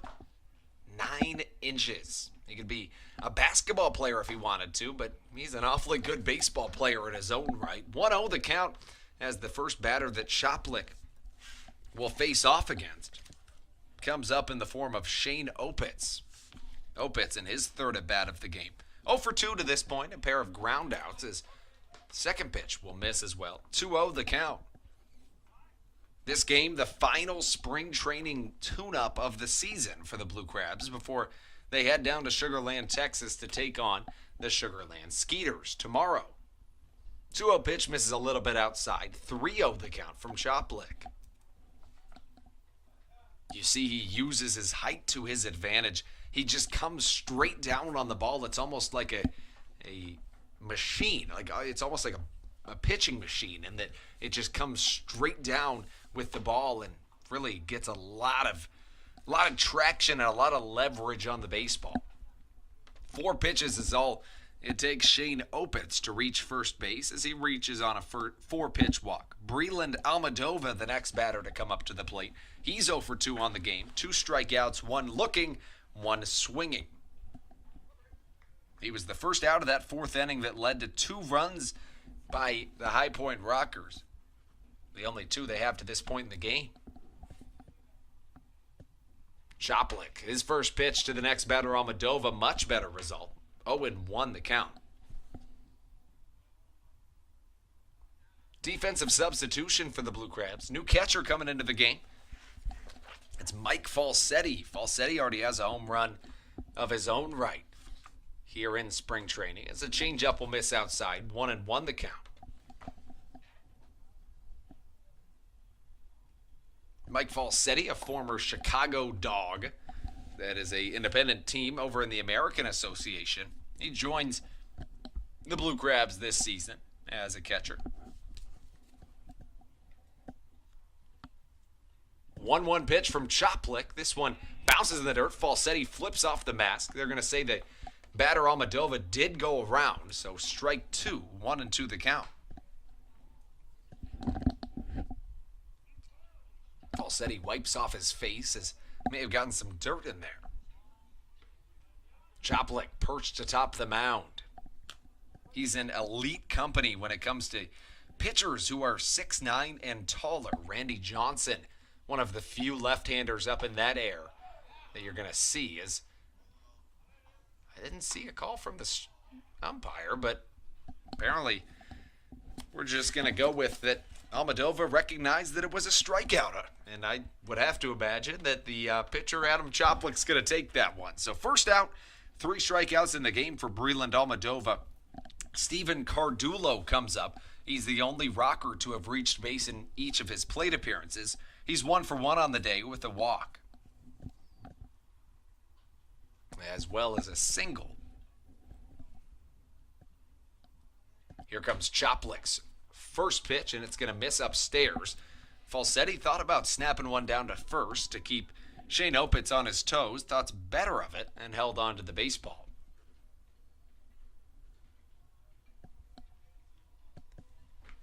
Choplik nods off his catcher a couple of times. Now he's got the sign he likes. Choplik, a look over to first. The leg lift and the throw home. It's missed by Mike Falsetti. It was a little bit high. And that's going to be a passed ball, which moves the runner into scoring position, Shane Opitz. Runner reached base via the walk. 4 straight pitches of Adam Choplik's first inning of work. Choplik now digs his left toe into the rubber as the lefty southpaw is perched atop the mound. Runner in scoring position, Shane Opitz. 2-0 pitch to Cardulo, fouled straight back near the press box, but I was safe from any obstruction here up in the press box. Speaking of the press box, thanks for joining us on the Blue Crabs Broadcast Network. I'm Andrew Banstra, taking you through this Blue Crabs spring training tune-up. The only way you can watch Blue Crabs baseball in the whole entire world today is through the Blue Crabs Broadcast Network, as this game closed to the public, as skidding across the dirt on his knee pads was Mike Falsetti to stop that one from getting past him. 3-1 the count. Blue Crabs Broadcast Network exclusively brings you the Blue Crabs games. Only place you can find them. If you want to come out and enjoy a game, please do. You can check out our website, SoMDBlueCrabs.com. Go to the schedule, and you'll see May 3rd is our home opener as this ball's fouled back. It's no normal home opener, though. It's going to be one for the record books. It's the Birch Oil Opening Day Beach Bash. You're going to see everything from palm trees to Hawaiian leis. You're going to see just about anything you could think of. You're going to see it here at Regency Furniture Stadium. Trust me, you want to see it with your own eyes. If you're unable to make it, we'll have it on the broadcast network. But trust me, you want to be out here in Southern Maryland. Is rung up looking. Great job by Adam Choplik. He goes 3-0 on the batter. How about 3 straight strikes, and then gets the batter, Steven Cardulo, looking. 2 down after a 4-pitch walk to start this inning off, as Adam Choplik did a great job responding. New batter into the game replaces Quincy Lattimore, who hit a home run earlier in the game. Lattimore is going to be replaced by Alfonso. Giovanni Alfonso comes into this game, 5'11", 185 pounds, attended the University of Tampa. He's from Port St. Lucie, Florida. Blue Crabs sales executive Mario is from Port St. Lucie, Florida, I believe. As this pitch swung on through, Mike Falsetti snaps it down to second. Beautiful throw, would have had him on the money if there was a little bit of a mishap at second base. As newcomer into the game as well, I believe that's Kent Blackstone out there at second, but don't quote me on it just yet. It's a little bit hard to tell with the numbers. If you were wondering why the Blue Crabs are wearing these red uniforms today, it's because in spring training, they don't wear their real uniforms. They just wear their batting practice t-shirts. So it's a red t-shirt with the Blue Crabs logo on it as this ball's fouled straight back. It's a red t-shirt with the Blue Crabs logo on it.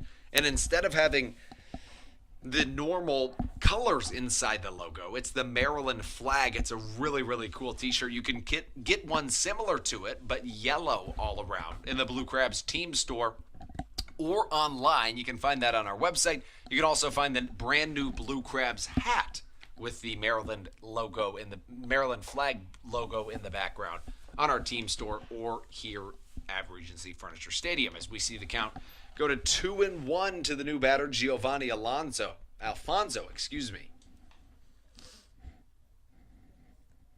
Last time Alfonso played professional baseball was back in 2017 with the Long Island Ducks. The last team he played for was the New York Mets affiliate, single A affiliate. Last time he played in the Atlantic League was in 2017, the Long Island Ducks, as the count goes to 3-1.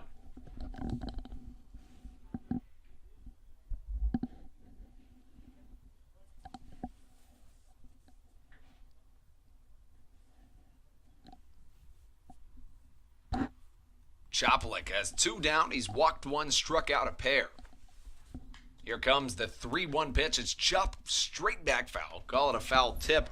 And now a full count to Giovanni Alfonso in his first at bat of this ball game. 3 balls, 2 strikes, 2 down, 1 on here in the top of the 6th inning. As the bat boy Will Wallenhouse is going to bring out some baseballs for the home plate umpire. Will's about as good of a human being as you're going to find. You see him around Regency Furniture Stadium, always a smile on his face. Great, great person. Choplik, a look back to second.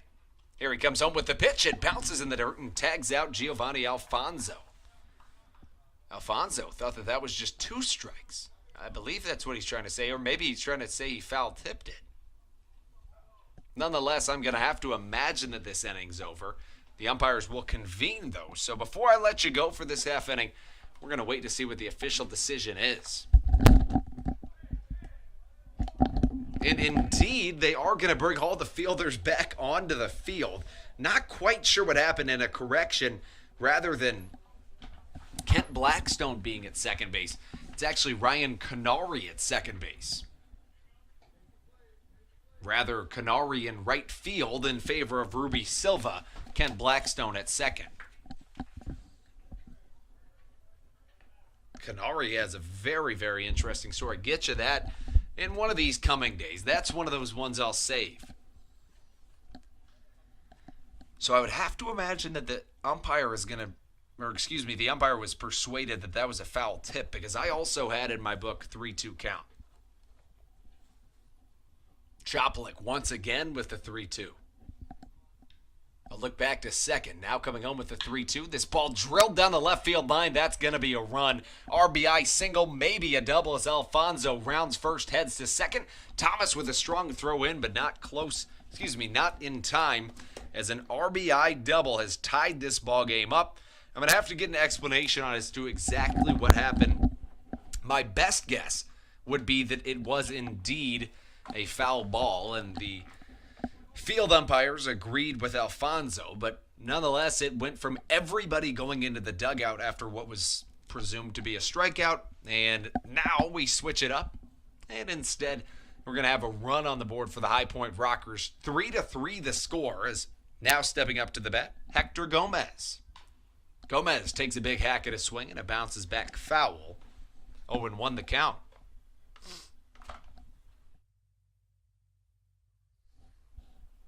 Gomez on the day 0 for 2. First at bat in the second inning, he grounded out to the shortstop in his second at bat. He sent a laser to left field, but Tony Thomas tracked it down back at the warning track. Choplik comes home with a fireballing fastball right past the bat of Hector Gomez. Quickly 0-2 the count. It's been a roller coaster inning for Adam Choplik. He walked the first batter he saw in 4 straight pitches, and then he struck out back-to-back batters, one of which had a 3-0 count at one point. Then he had what we thought was a strikeout, ends up sending all the fielders back to the field, and then an RBI double. Here we are 0-2. This one spiked in the dirt. Alfonso thinks about advancing to third. Rather, Falsetti gets out of his crouch quick enough to halt him at second base. Gives us a 1-2 count.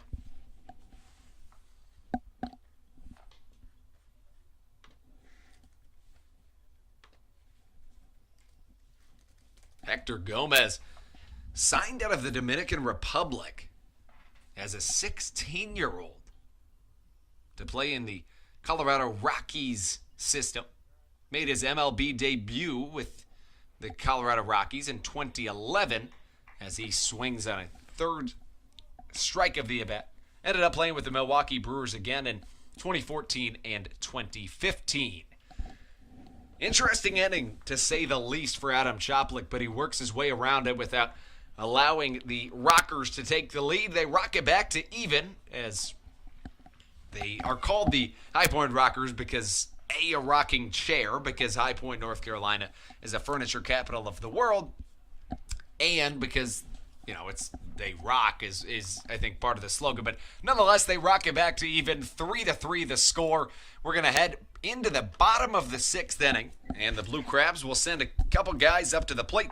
Started off with John Griffin, Mike Falsetti, and Tony Thomas when we return on the Blue Crabs Broadcast Network.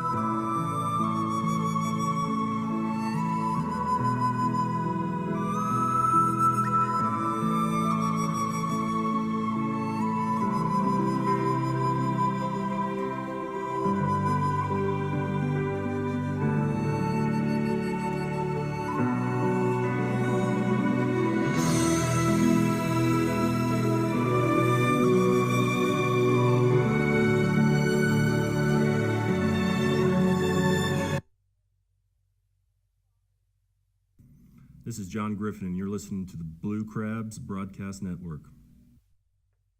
Welcome back inside the Blue Crabs Broadcast Network. You just heard from him, John Griffin, on his way up to the plate. He has had a stellar game to this point, a stellar series in these past couple of days in this homestand against the High Point Rockers. He'll face off against Kyle Halbon. First pitch from Halbon, a fireball, but it's way inside as the count goes to 1-0.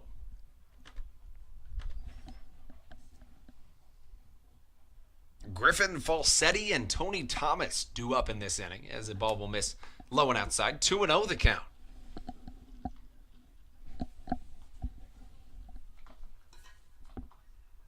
Griffin steps out of the box. Now he's ready. 2-0 the count.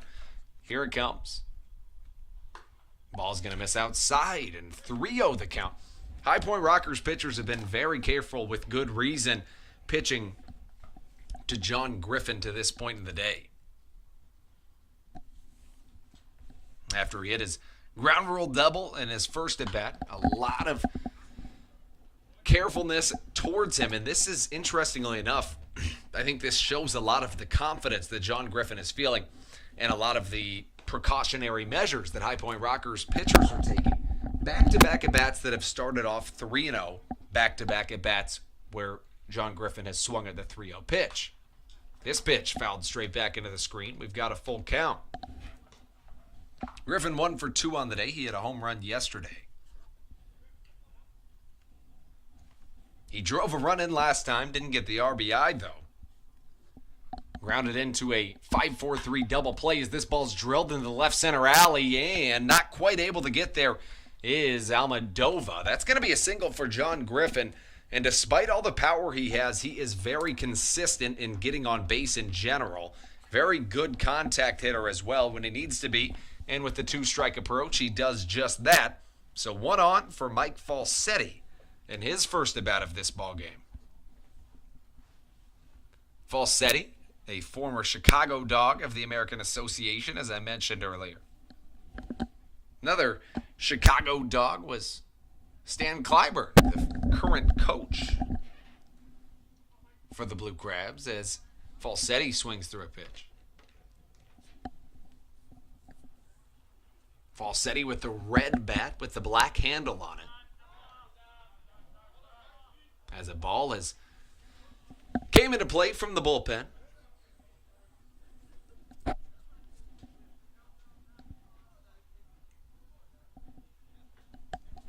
So back steps in Mike Falsetti.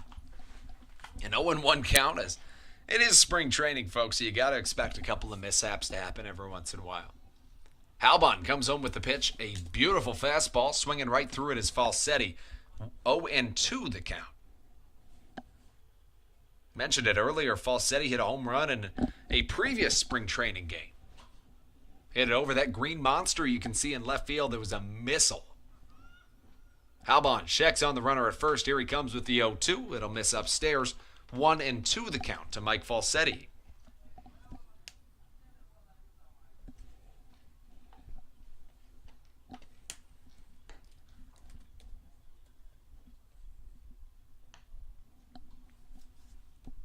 Another look over to first. Set and ready for the pitch. Halbon delivers it to Falsetti. It's going to be fouled straight back. Halbon's a graduate of Belmont Abbey College, and then he transferred to Kansas State University. He was then drafted by the Los Angeles Angels. Reached as high as the AA affiliate, the Island Empire 66ers.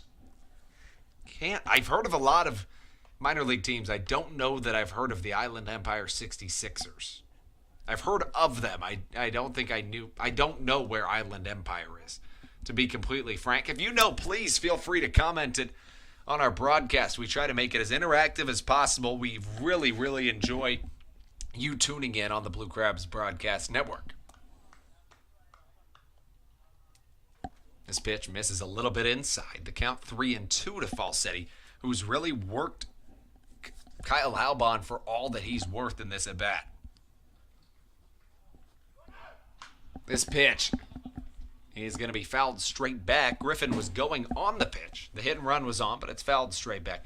3-2 the count. I was listening to a podcast the other day talking about the game of baseball and the way in which people want it to speed up. And one of the reasons it's not speeding up is because hitters want to see as many pitches as possible from a pitcher. A good hitter is going to work a pitcher until it's a very long at bat. This should show you that Mike Falsetti's a good hitter. His upcoming will be his 8th pitch that he'll see in this at bat. But statistically, the numbers will just tell you that the more pitches that a pitcher throws to a batter, the better of a chance that eventually one of those pitches is going to be a mistake. Eventually something's going to slip and go into a good part of the strike zone for the hitter. So the more pitches you see, typically the better chance at a hit that you're going to have. So it works against the ability for the game to slow down. Quality at bat nonetheless, despite the fact that Mike Falsetti goes down on strikes. Whenever you can see 7+ pitches in an at bat, by the book, it's considered a quality at bat. So quality at bat by Mike Falsetti, but he goes down on strikes.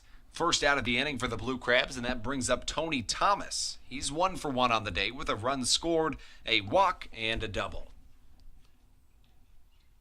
Halbon comes set. He'll catch the outside corner. Nice pitch to Thomas. Thomas is a pull hitter. So anything that's going to be on the outside corner of the plate is going to be more difficult to pull. Halbon comes home with the pitch. It misses way outside this time, trying to paint that black a little bit too much, and the paint splattered, so we have a 1-1 count. Halbon working quick tempo now. Check over to first, and now he comes home with the pitch. Way inside this time, working corner to corner, but he'll miss too far inside, and the count 2-1.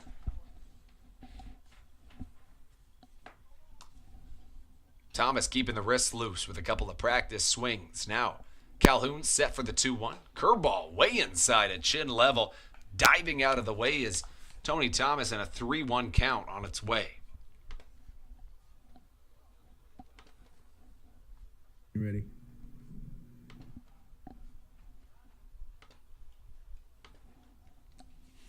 Thomas awaiting the Halbon delivery. Here it comes, swung on through.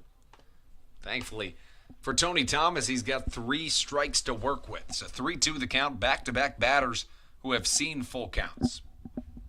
Griffin stands on first base. He reached on a single.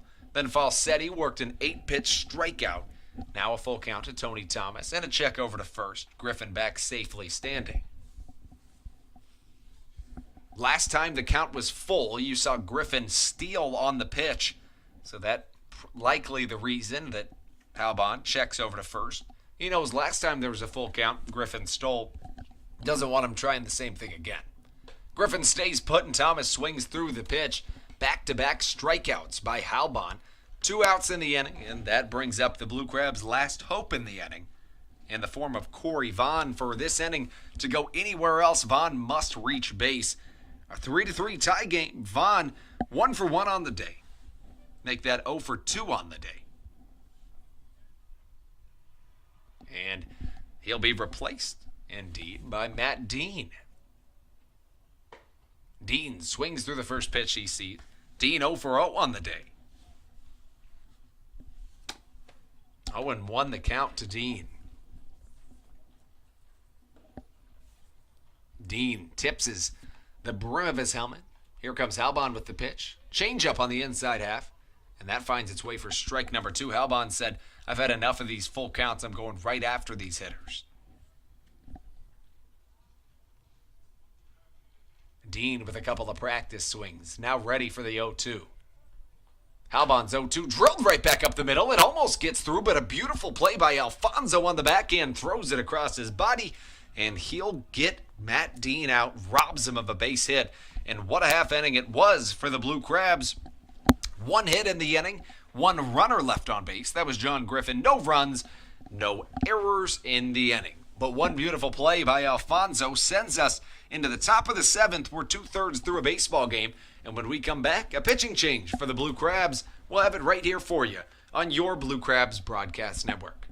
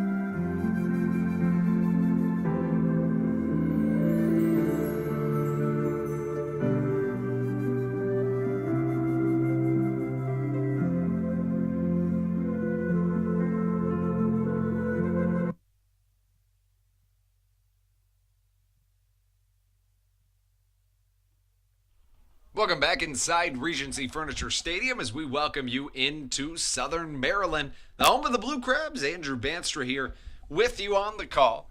Southern Maryland Blue Crabs hosting the High Point Rockers in the final spring training tune-up of the season. And to pitch for the Blue Crabs, Josh McAdams. He also plays infield. He's coming in to pitch. McAdams comes set. Here he comes home with the pitch. It'll miss low.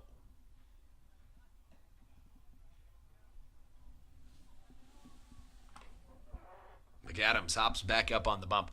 He was born January 25th, 1994, which makes him 25 years old. He's out of Calhoun, Georgia, drafted by the Cleveland Indians in the 7th round of the 2012 MLB draft. Is this one back up the middle? Nice play on the backhand by Kent Blackstone. Bobbles it, though, and a bouncing throw over to first, not in time as it pulls John Griffin off the bag. Give him the base hit nonetheless. And reaching base is Dante Bichette Jr. Bichette Jr. reaches base.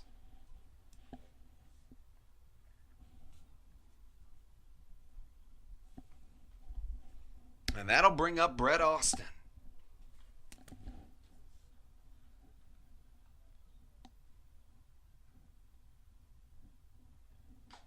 Excuse me. Batting first was Hector Gomez, and now Dante Bichette up to the plate. So Gomez reaches base on the base hit.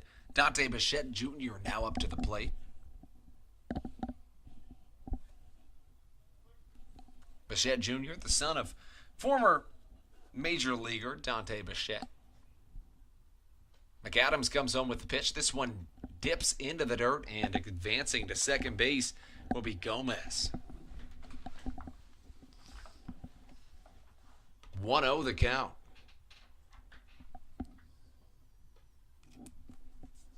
As Josh McAdams heads back to the bump.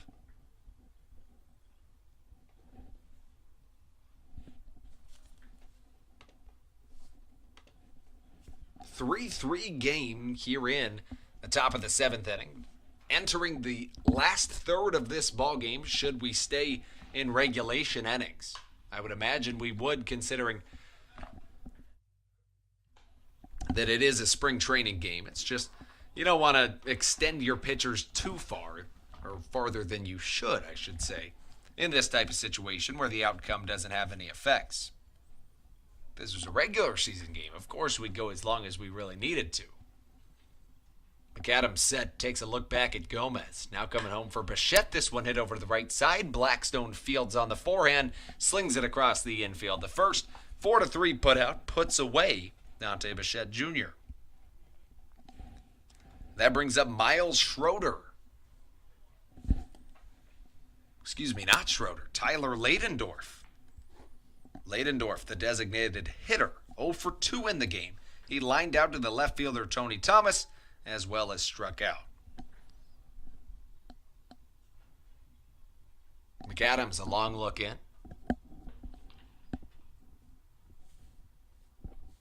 Leg lift and coming home with the pitch. A curveball bouncing in the dirt. Gets Falsetti way out of his normal position. Nonetheless, the count 1-0. Very happy to have you joining me here on the Blue Crabs Broadcast Network. My name is Andrew Banstra. Thank you for joining us. We'll have all 70 Blue Crabs home games right here on your home for Blue Crabs Baseball, the Blue Crabs Broadcast Network. This pitch, a nice changeup by McAdams, swung on through by the batter Tyler Ladendorf for strike number 1. 1-1 the count. 1-1, one down in this 3-3 ball game between the High Point Rockers and the Southern Maryland Blue Crabs. McAdams comes set, takes a peek at the runner at third, and this ball drilled into left field, and gonna get a read on it. Here comes the throw home, not quite in time.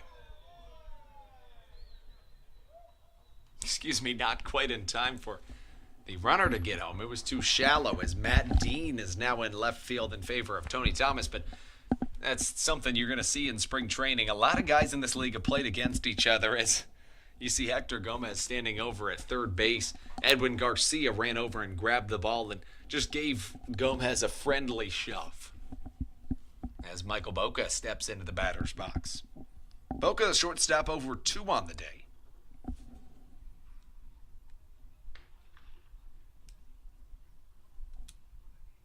A peek over to third. Now the pitch home. It's going to hit Boca in the back, and he'll take a stroll down to first base. Runners on the corners with 2 down in this inning. As we'll flip the order back to the top. That means Shane Opitz will come up for his 4th plate appearance of the game. 3rd at bat should he achieve an at bat, I should say. He grounded out in each of his first 2 at bats. He then was the first batter that Adam Choplik faced. That was just last inning in the 6th. Choplik walked Opitz on 4 pitches. Opitz later scored the 3rd rocker run of the game. Long look home for McAdams, who can escape danger and keep this a tie ball game should he get out of this situation, as Falsetti suffocates the ball in the dirt, keeps it on the ground, and the runners stay put. McAdams takes the long stroll back up to the top of the mound as he looks back on his fielders who await any ball that should come in play. McAdams gets his sign. Here he comes set, preparing for the 1-0. Check back to the runner on first. Here comes the pitch. This one hit high, but not very far, as Kent Blackstone calls off Edwin Garcia, and McAdams avoids danger. He gloves it for out number 3. Shane Opitz, the final out of this 7th inning as we head into the bottom of the 7th inning. The Blue Crabs try to plate a couple of runs. 9-1-2 due up for the Blue Crabs. That means Garcia, Nina, and Canary when we return on the Blue Crabs Broadcast Network.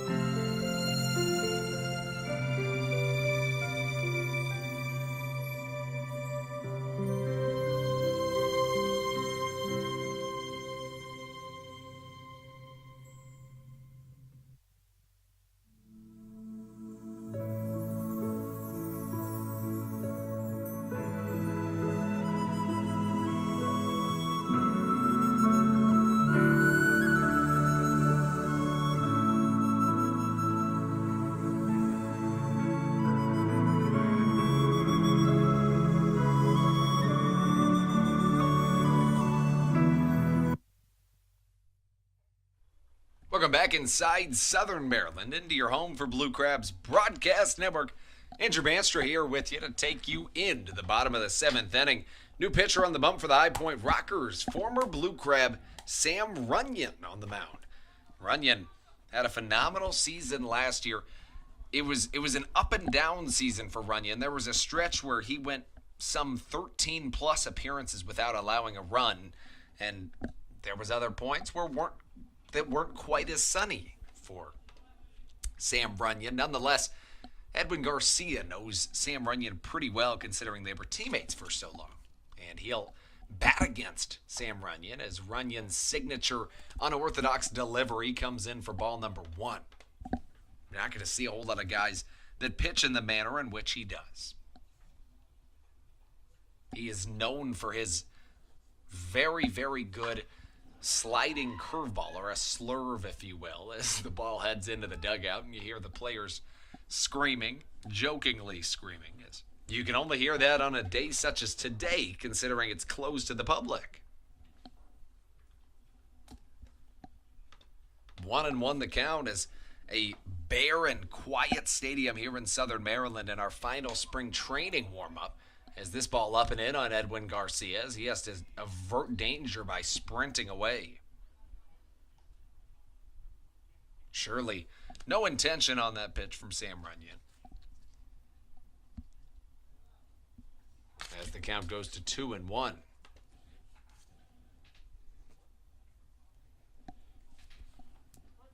Runyon a look in. Now he comes with the glove set over his head. High leg kick and the unorthodox swing once again as Garcia chops this one back foul. 2-2 the count. Garcia, the 9-hole hitter in the Blue Crabs lineup today, wears number 9 on the back of his jersey. He's 0 for 2 to this point in the game with a strikeout. The best fielder in all of the Atlantic League last year. As he'll hit this one off to the right side, a hard hit ball right at Hector Gomez. As Gomez gloves it for out number 1.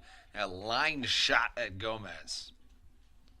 That flips it back to the top of the order where Kent Blackstone will get his first at bat of the ball game.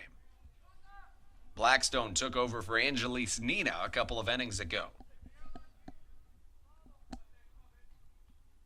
Blackstone, a Northern Virginia native. As Runyon comes home with the pitch, and it's going to be called for strike number 1. It's interesting the way that the game of baseball and professional sports in general work, and that Sam Runyon, the opposing pitcher, has pitched on this field far more times than the Blue Crabs player has, and that Runyon pitched for the Blue Crabs last season, obviously, and Blackstone in his first season with the Blue Crabs. 1-1 the count as the ball missed upstairs. Here comes the 1-1. Misses upstairs once more. 2-1 the count. As Sam Runyon trying to work this back to even. Ken Blackstone, left-handed batter, and a middle infielder has other ideas. Getting a couple directions from the catcher, Austin. Here comes Runyon with the 2-2. Make that the 2-1, turns into a 2-2. 2 balls, 2 strikes, 1 down, 3-3 ball game. Here we are in the bottom of the 7th. We got here in the following way. A trio of scoreless innings led to the 4th inning, being where the runs started to come in. Quincy Lattimore hit a 2-run home run, followed by a run scored by Frank Martinez as ball 3 is taken. 3-2 the count. That gave the Blue Crabs their first run.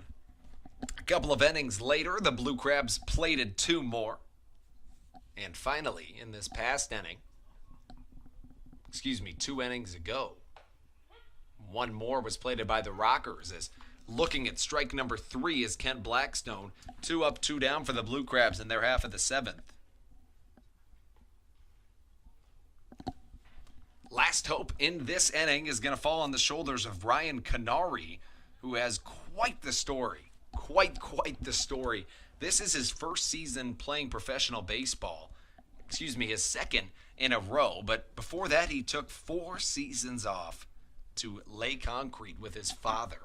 He thought his professional baseball career was over until he came on back to start playing again in a league out west as he'll take strike number 1.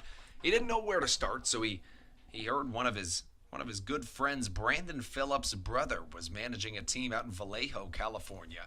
He joined that team, played so well that he ended up having the first 20 home run, 20 stolen base season in the league's history. Not to mention the fact he had 20 doubles as well as the count goes to 0-2. A lot more on that story as the season progresses. We'll save it for another day as the Blue Crabs broadcast network continues. Canary, the left-handed hitting utility player, swings through a pitch, and Sam Runyon throws his signature off-speed for strike number 3. The Blue Crabs go down in order as Runyon takes care of them. We head into the top of the 8th with Josh Adams will come out for his second inning of work on your Blue Crabs broadcast network.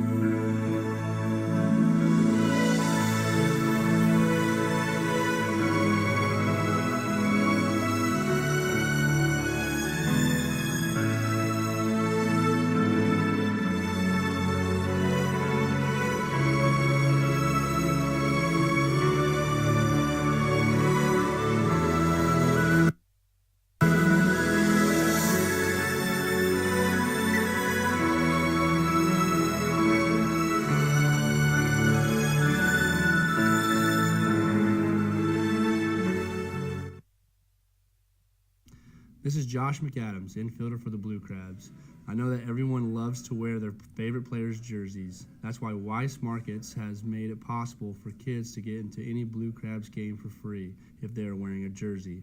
Plus, you can head into Crab Shack Team Store where we have a wide selection of Blue Crabs jerseys for sale so that you can rep your favorite Blue Crabs player, including me.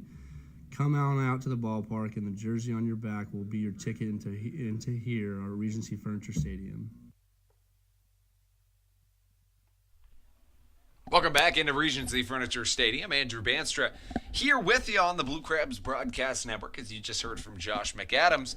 McAdams on the bump for the Blue Crabs, doing the duties for Southern Maryland as he heads into his second inning of work. And the first batter he'll face off against is Breland Almadova.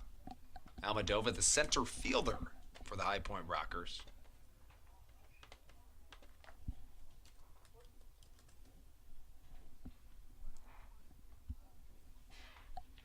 Here comes the first pitch from McAdams. This one a broken bat, chopper over to the left side that's going to sneak through the shortstop and the third baseman for a base hit, the first of the day off of the bat of Almadova, and McAdams in some trouble early.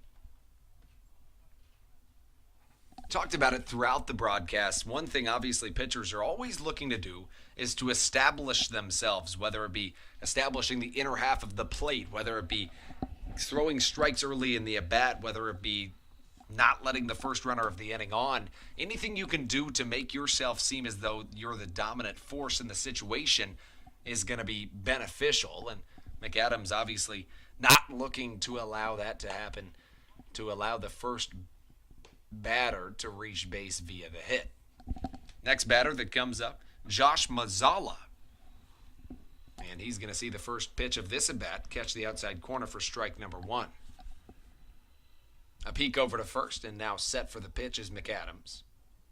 Going on the pitch, here goes the throw down. Falsetti, a strike down to second, not quite in time as Almadova's speedy quickness was able to get him in. Count that as a stolen base, and the tying run in this ballgame now stands in scoring position just 180 feet away from home plate in the form of Breland Almadova.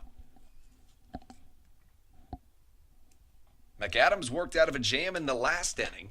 There was runners on the corners with two down, and he did not allow either of them to score. Kept it at a 3-3 game, and that's how we find ourselves here. Looking to keep the slate clean as he comes with a high and inside curveball that doesn't quite break back onto the portion of the plate he wanted it to. 2-1 the count. McAdams has his hat very low on his head, almost covering his eyebrows. It's a shadow above his face, covering nearly almost his eyes as the ball goes right towards the dugout, saved by the fence over there in the Blue Crabs dugout as Frank Martinez picks it up off the screen. Count 2-2.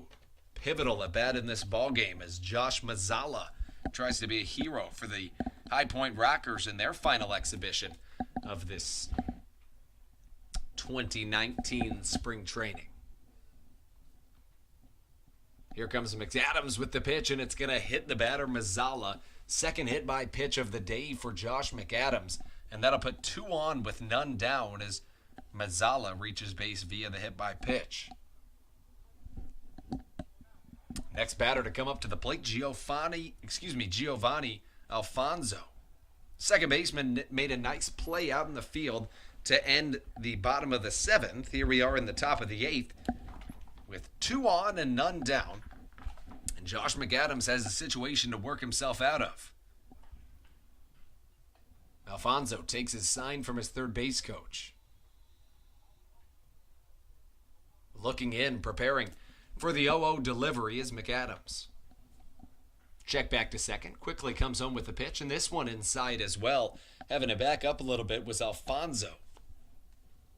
Alfonso took place of Quincy Lattimore, who was 1 for 2 in the game with a home run.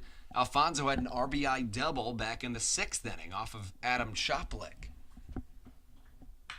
This one driven into the left center gap. That should be an RBI double, maybe more. Here comes the left fielder, Matt Dean, on to get it. One run will score. Diving into second is Giovanni Alfonso, and the High Point Rockers are back in the lead.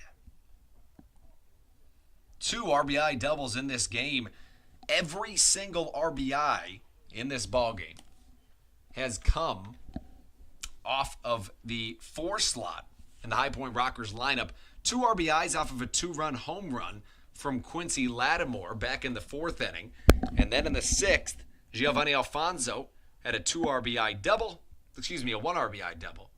And now another RBI double. Bringing up Hector Gomez. He comes to the plate. He drills a ball off to the left side, and the Blue Crabs bullpen just has to avoid danger, as they always seem to be playing a game where they're seeing if they can avoid moving, if at all possible, when a ball is hit over that direction.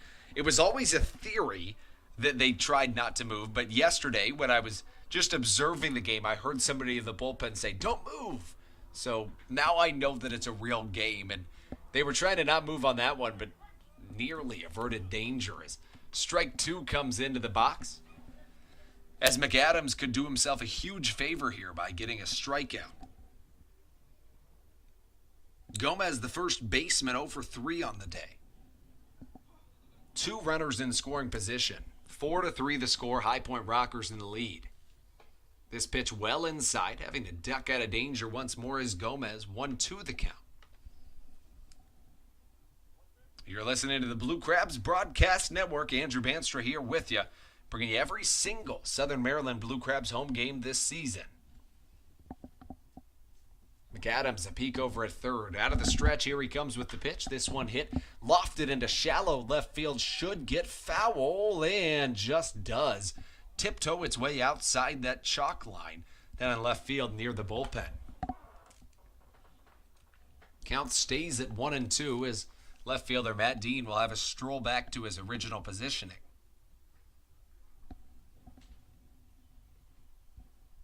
McAdams working on a 1-2 count. This inning started with a single, was followed by a hit by pitch, and then an RBI double. Gets 2 runners in scoring position with none down as Josh McAdams tiptoes with danger here in the top of the 8th. A check swing and a beautiful save by Mike Falsetti.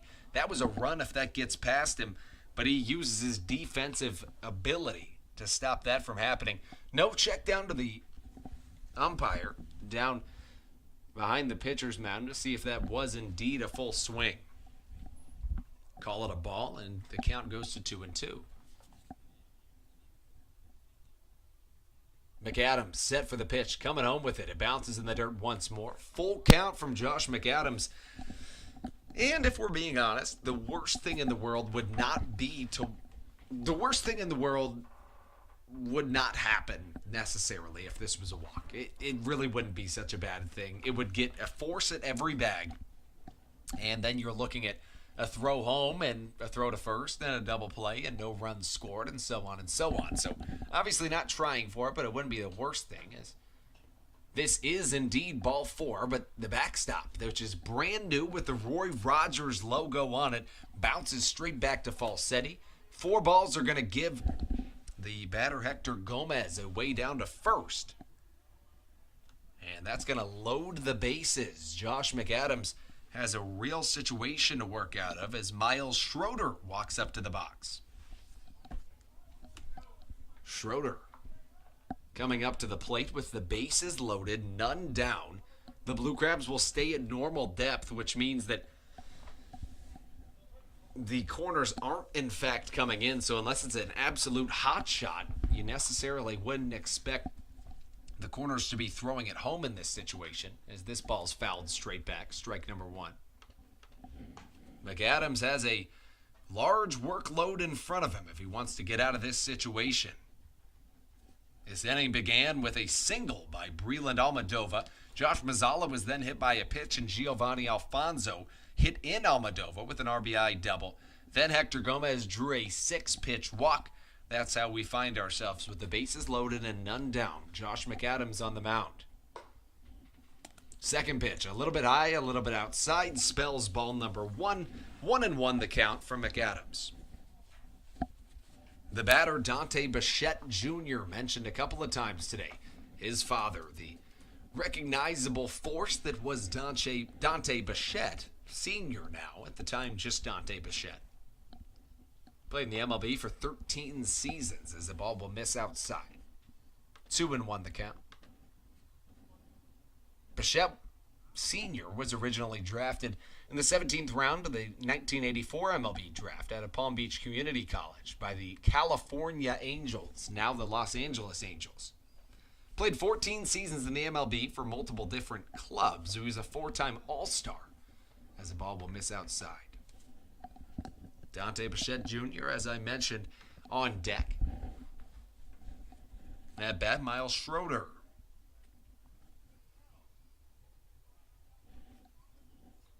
Schroeder once again awaiting the pitch. Now the 3-1. This one hit hard over to the right side, but well foul. And we see the count run full. Back-to-back batters have seen just that. 3-2 the count. The score 4-3 in favor of the High Point Rockers. Mentioned all 4 of the runs have had in some way a part to do with that 4 slot in the High Point Rockers lineup. A 2-run shot from Quincy Lattimore started the scoring off for the day in general, and then a pair of RBI doubles, one in the 6th, one in the 8th. Those coming from Giovanni Alfonso have led the Rockers to the rest of their runs, and now strike 3 spells the first out of the inning, which is just about the most pivotal pitch that has happened in this whole entire ball game, considering the fact that when you have the bases loaded with none down, now you strike somebody out and a double play gets you out unscathed. That's all going to rest on the shoulders of Dante Bichette Jr. Last inning, McAdams was in trouble as well. As he had runners on the corners with 2 down, he averted that danger as ball 1 crosses. Hopefully he can avoid this danger as well, as working out of a jam, bases loaded, none down, is quite the feat. We'll see if McAdams is up to par for the challenge. McAdams comes set. Here he comes home with the pitch. Misses well inside, and Bichette Jr. almost trips over himself trying to get out of the way. The count 2-0. We mentioned Dante Bichette Sr. He was second in the MVP voting back in 1995. 4 times he was in the top 25 for MVP voting, as Bichette Jr. sends this one well out to left field. That one's going to escape Regency Furniture Stadium, and everybody's going to score. A grand slam for Dante Bichette Jr. is going to blow this game open. 4 RBIs on 1 swing of the bat, and Dante Bichette Jr. is going to bring the Blue Crabs off the field. And considering the fact that this is a spring training game, it's okay sometimes to allow everybody to just come off the field. If this was a normal game, there would still just be 1 out and they would continue playing, but because of trying to save pitchers' arms, and it's because it's a spring training game just getting ready for the season, they're going to send the Rockers back out onto the field and they'll do the pitching duties. When we come back, the Blue Crabs will send a couple new guys up to the plate on the other end of this bake on the Blue Crabs Broadcast Network.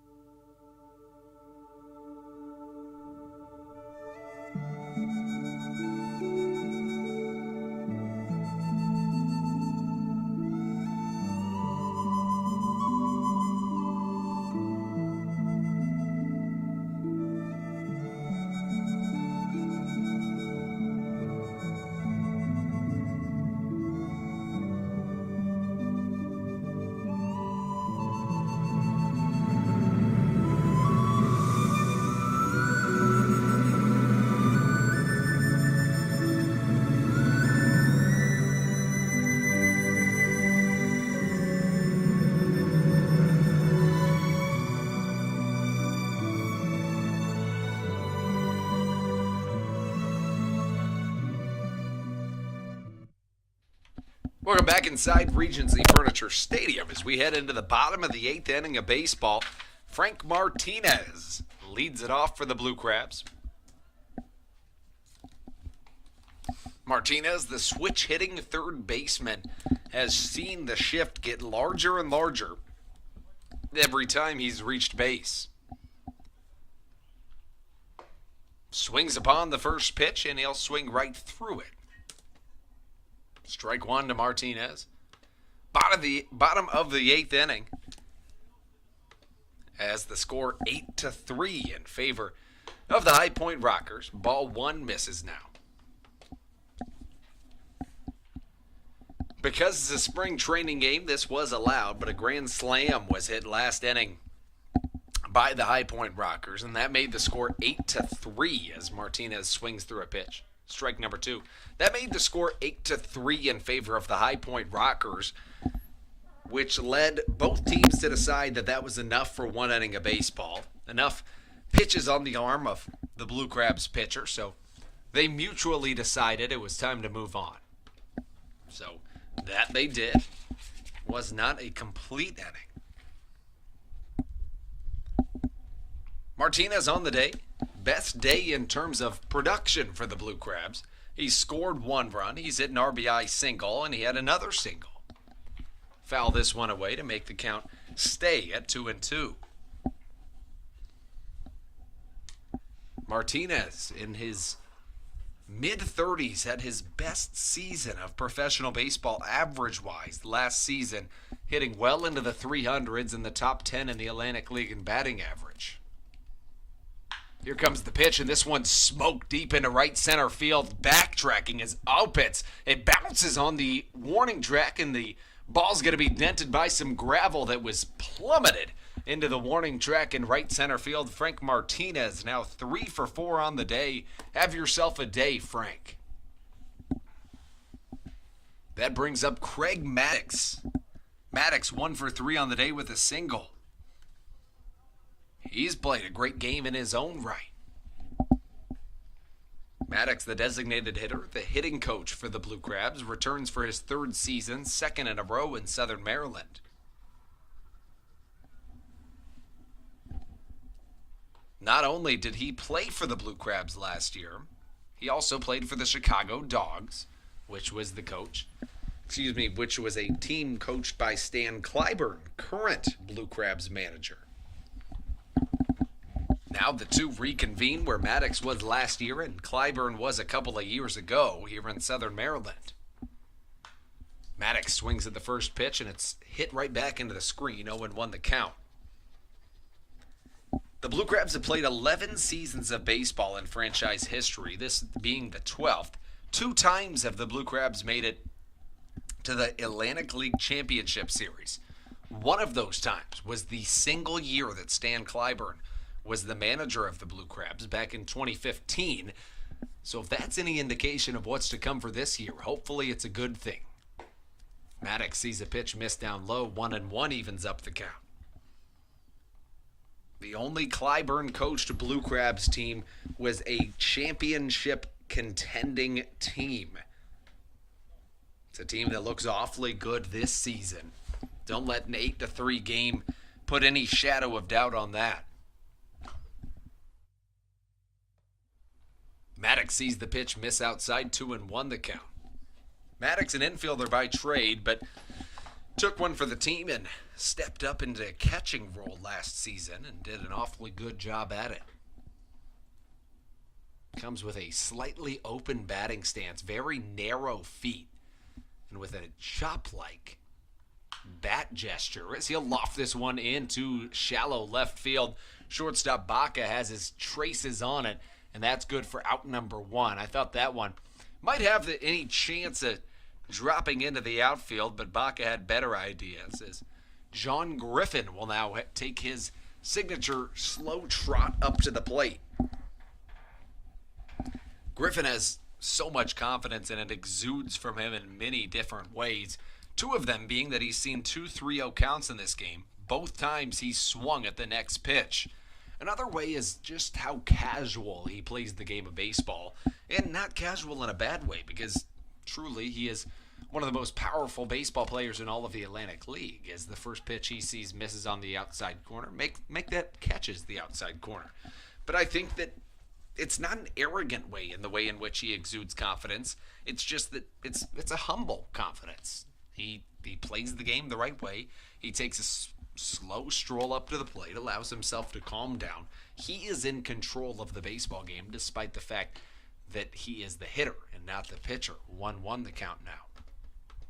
Typically, you hear about the pitcher being in control of the game because in all rights, they technically are in control of the game, considering the fact that they decide when the ball is throwing. I was listening to a podcast with Jamie Moyer on it the other day, and he was talking about how the umpire can tell you this game will start at 7:05 as the pitch will miss inside. He was saying the umpire can tell you this game will start at 7:05, but Moyer said jokingly, I know when this game will start because I have the ball in my hand, and if I don't want to throw the first pitch till 7:06, I won't throw the first pitch till 7:06. So ultimately, the pitcher is in control, but nonetheless, John Griffin seems to be in control many times when he's at the plate. He has a great eye for what he does and doesn't want to swing at, as he opts not to swing at the 2-1 fastball on the outside corner, and the count now 2-2.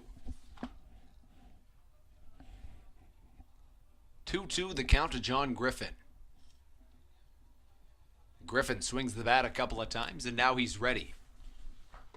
2-2 pitch misses inside and dribbles out of the catcher's glove. 3-2 now the count.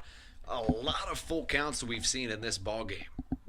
It sure didn't start that way, though. John Ritchie, the starting pitcher for the Southern Maryland Blue Crabs today, was just pounding the strike zone. The highest account of his win was 2-2, and that was extremely rare.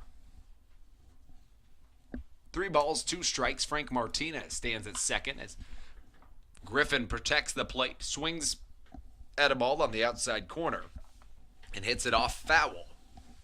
Count remains at 3-2. Griffin 2 for 3 on the day. He's had 3 productive at-bats, however, as he hit a ground rule double. He then grounded into a double play that scored the first Blue Crabs run of the game back in the 4th, and then he started the 6th off with a single. Here he is with a chance at an RBI as he'll take a check swing. Didn't go around, though, as he'll draw a 7-pitch walk and put 2 runners on for Mike Falsetti. 1 down in the inning, the score 8-3.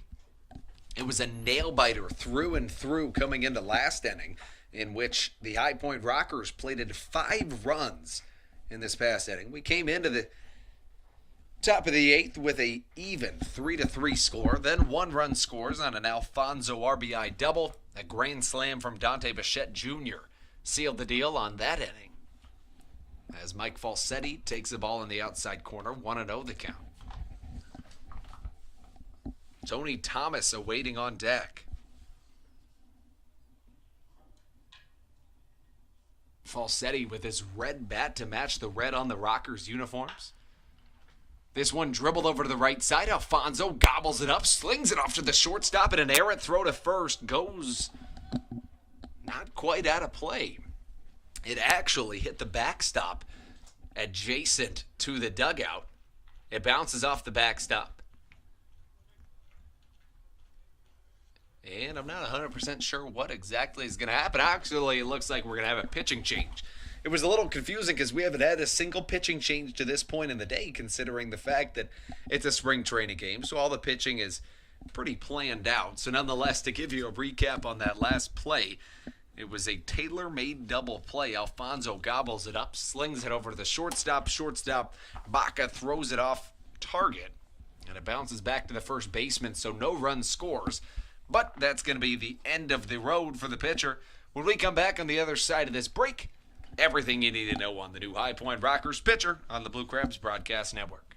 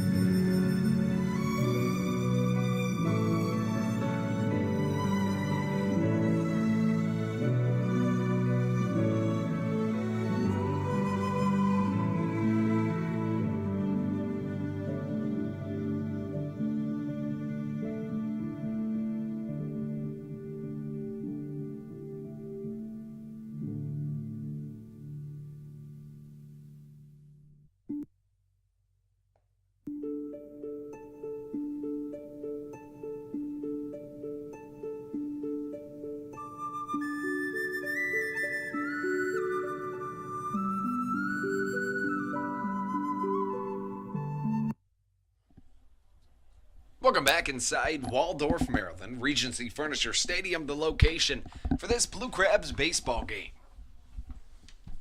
And it appears as though what's happening in this half inning is that we are indeed no longer in the eighth.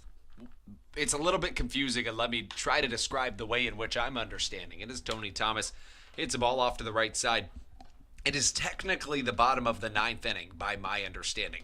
And I say this because of the fact that my understanding is that in a spring training game, typically you're just going to throw as many innings as you have pitchers available. You don't want to burn any pitchers any further than they can bear. So what you do is you throw as many guys as you have, but the Blue Crabs didn't have as many people they needed to throw as the Rockers did. So when we concluded the top of the eighth inning and went into the bottom of the eighth, the Blue Crabs did one half inning, and now that half inning was more or less over, although there weren't three outs, the Rockers decided their pitcher had thrown enough for them to adequately see as the ball crosses. So now they bring in a new pitcher, although the Blue Crabs never took the field again. Basically, it's just because it's a exhibition game, it's just to get their guys as much work as they see fit. Thomas takes on the outside corner, 2-2 the count. Thomas, to this point in the game, 1 for 2 with a walk, a double, a strikeout, and a run scored. Thomas not casually, but confidently awaits in the right-handed batter's box. He'll take downstairs. Now a full count. Mentioned we've had a handful of those in this ball game. Thomas taps the plate on either side and now prepares for the 3-2 delivery. Set at the belt. Here comes the pitch. This one drilled into the deep left side. If that stays fair, we'll never see a ballpark again, and it hits the red roof deep into left field. What an absolute moonshot by Tony Thomas. His second home run in as many days, and he puts the Blue Crabs back on the board. Now just trailing by 4 runs is Tony Thomas. It's an absolute bomb.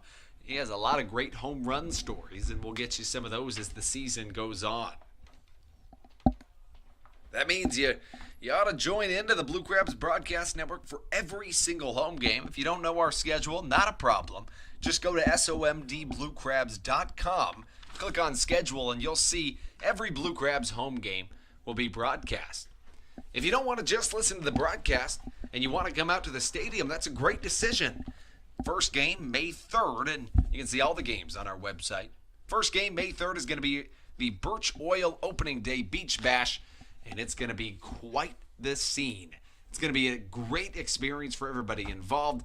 Anything you can think of that is beach-oriented is going to be right here in Southern Maryland at Regency Furniture Stadium. We're talking palm trees. We're talking Hawaiian lays. You name it, we've got it here at Regency Furniture Stadium. Just come out and buy a ticket, or you can buy a ticket online, once again at SoMDBlueCrabs.com. 1-2 the count to Matt Dean.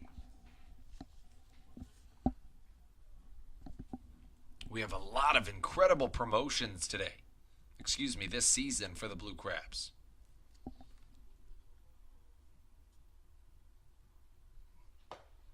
Dean sees a pitch missed downstairs. The count now 2-2.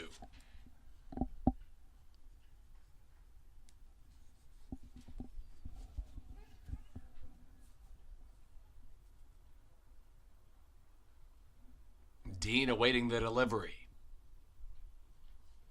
Here it comes. This one chopped right back up the middle. That's a base hit. Second time that Matt Dean has had a great piece of hitting, but first time that it's actually dropped through for a hit. The first time Giovanni Alfonso robbed him of a base hit that was right up the middle.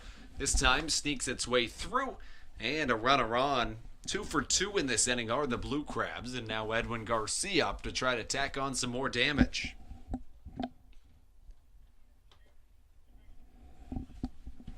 Garcia, the shortstop,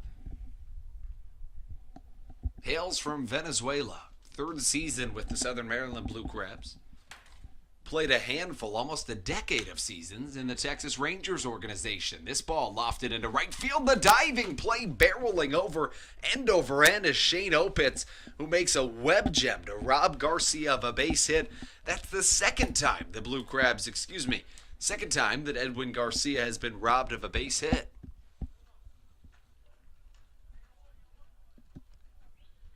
In back-to-back at-bats, he's been absolutely stolen of a base hit.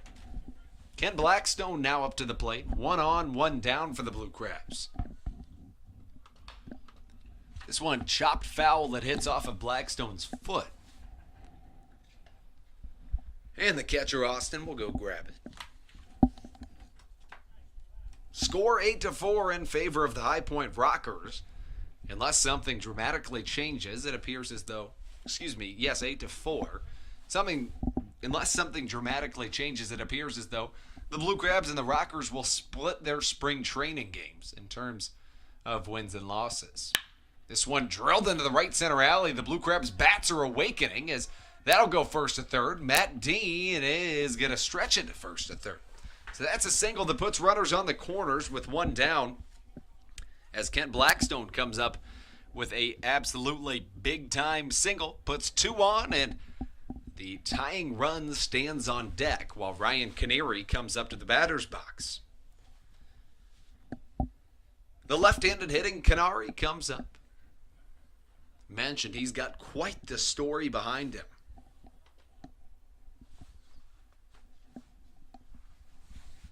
Taps the back heel, and he'll get ready for the pitch. This one catches the outside corner, and the count 0-1 to Canary.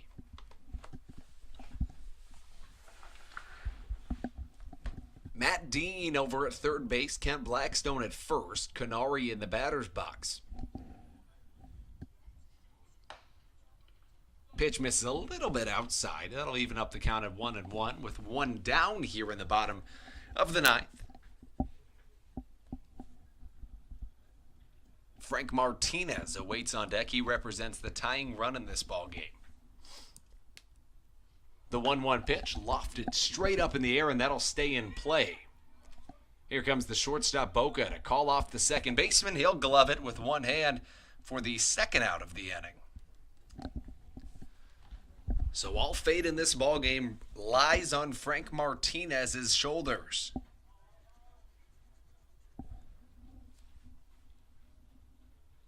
Martinez, switch hitter.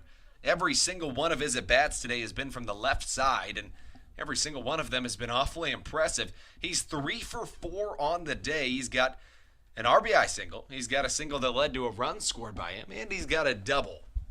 That's the right way to follow up a day in which you started 0 for 1 with a strikeout. That's what good hitters do. They're able to forget about one bad at bat and turn it into 3 consecutive great ones. Martinez takes on the inside corner. 2-0 the count.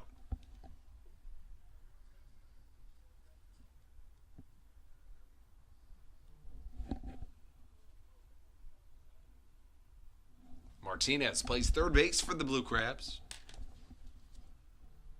as he awaits the pitch.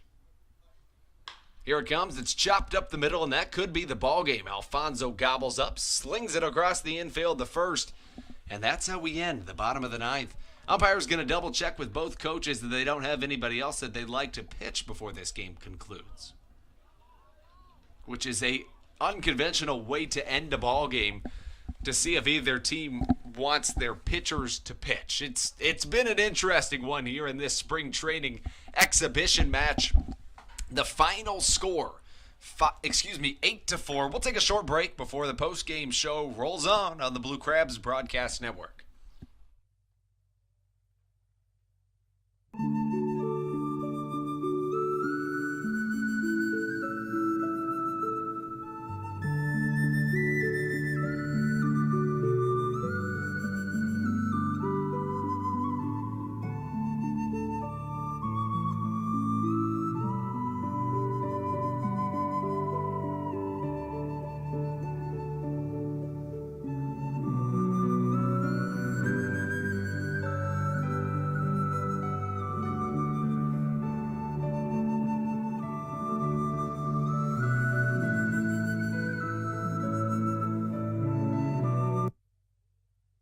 Welcome back inside Regency Furniture Stadium. As you see everybody exiting the field, that means that our time has come and gone here in the first full broadcast of the season. Thank you so much for joining the Blue Crabs Broadcast Network. Let's give you a rundown of what transpired in this final spring training tune-up of the season. The Rockers struck first when they put up a pair of runs back in the fourth inning. That came on a 2-run shot from Quincy Lattimore. The Blue Crabs struck back in the bottom of the fourth when they came through with a single by Frank Martinez, a single by Craig Maddox, and John Griffin grounded into a double play, which brought home Frank Martinez. Then the bottom of the fifth, the Blue Crabs plated 2 more runs. That was when back-to-back RBI singles by Ryan Canary and Frank Martinez, Ruby Silva at the time, and Frank Martinez made the Blue Crabs into the lead. They were up 3-2 at the time. Then the top of the sixth came. 1 run came across for the opposing High Point Rockers. That came on an RBI double from Giovanni Alfonso, and that was not the end of his story. He would later strike, but not before the Blue Crabs could watch their lead dwindle away with 5 Rocker runs in the top of the 8th inning. It started with an Alfonso RBI double, yes, another one of them, and then a grand slam from Dante Bichette Jr. made the score 8-3. The Blue Crabs struck again in the bottom of the 9th with a home run from Tony Thomas, but it was not enough. They left a couple stranded at the end of the game, but the final score of the final spring training tune-up, the Blue Crabs lose 8-4 at the hands of the High Point Rockers. Now the Blue Crabs will travel all the way down to Sugar Land, Texas, where they will start a 7-game road stand tomorrow, all 7 of them coming in Sugar Land, Texas. And following that, you know what time it is. May 3rd is the Blue Crabs home opener. It's the Birch Oil Opening Day Beach Bash. You don't want to miss it here at Regency Furniture Stadium. It's been a pleasure bringing you today's spring training tune-up. My name's Andrew Banster. I'll be with you all season. Thank you so much for joining us here on the Blue Crabs Broadcast Network. And as always, go Blue Crabs.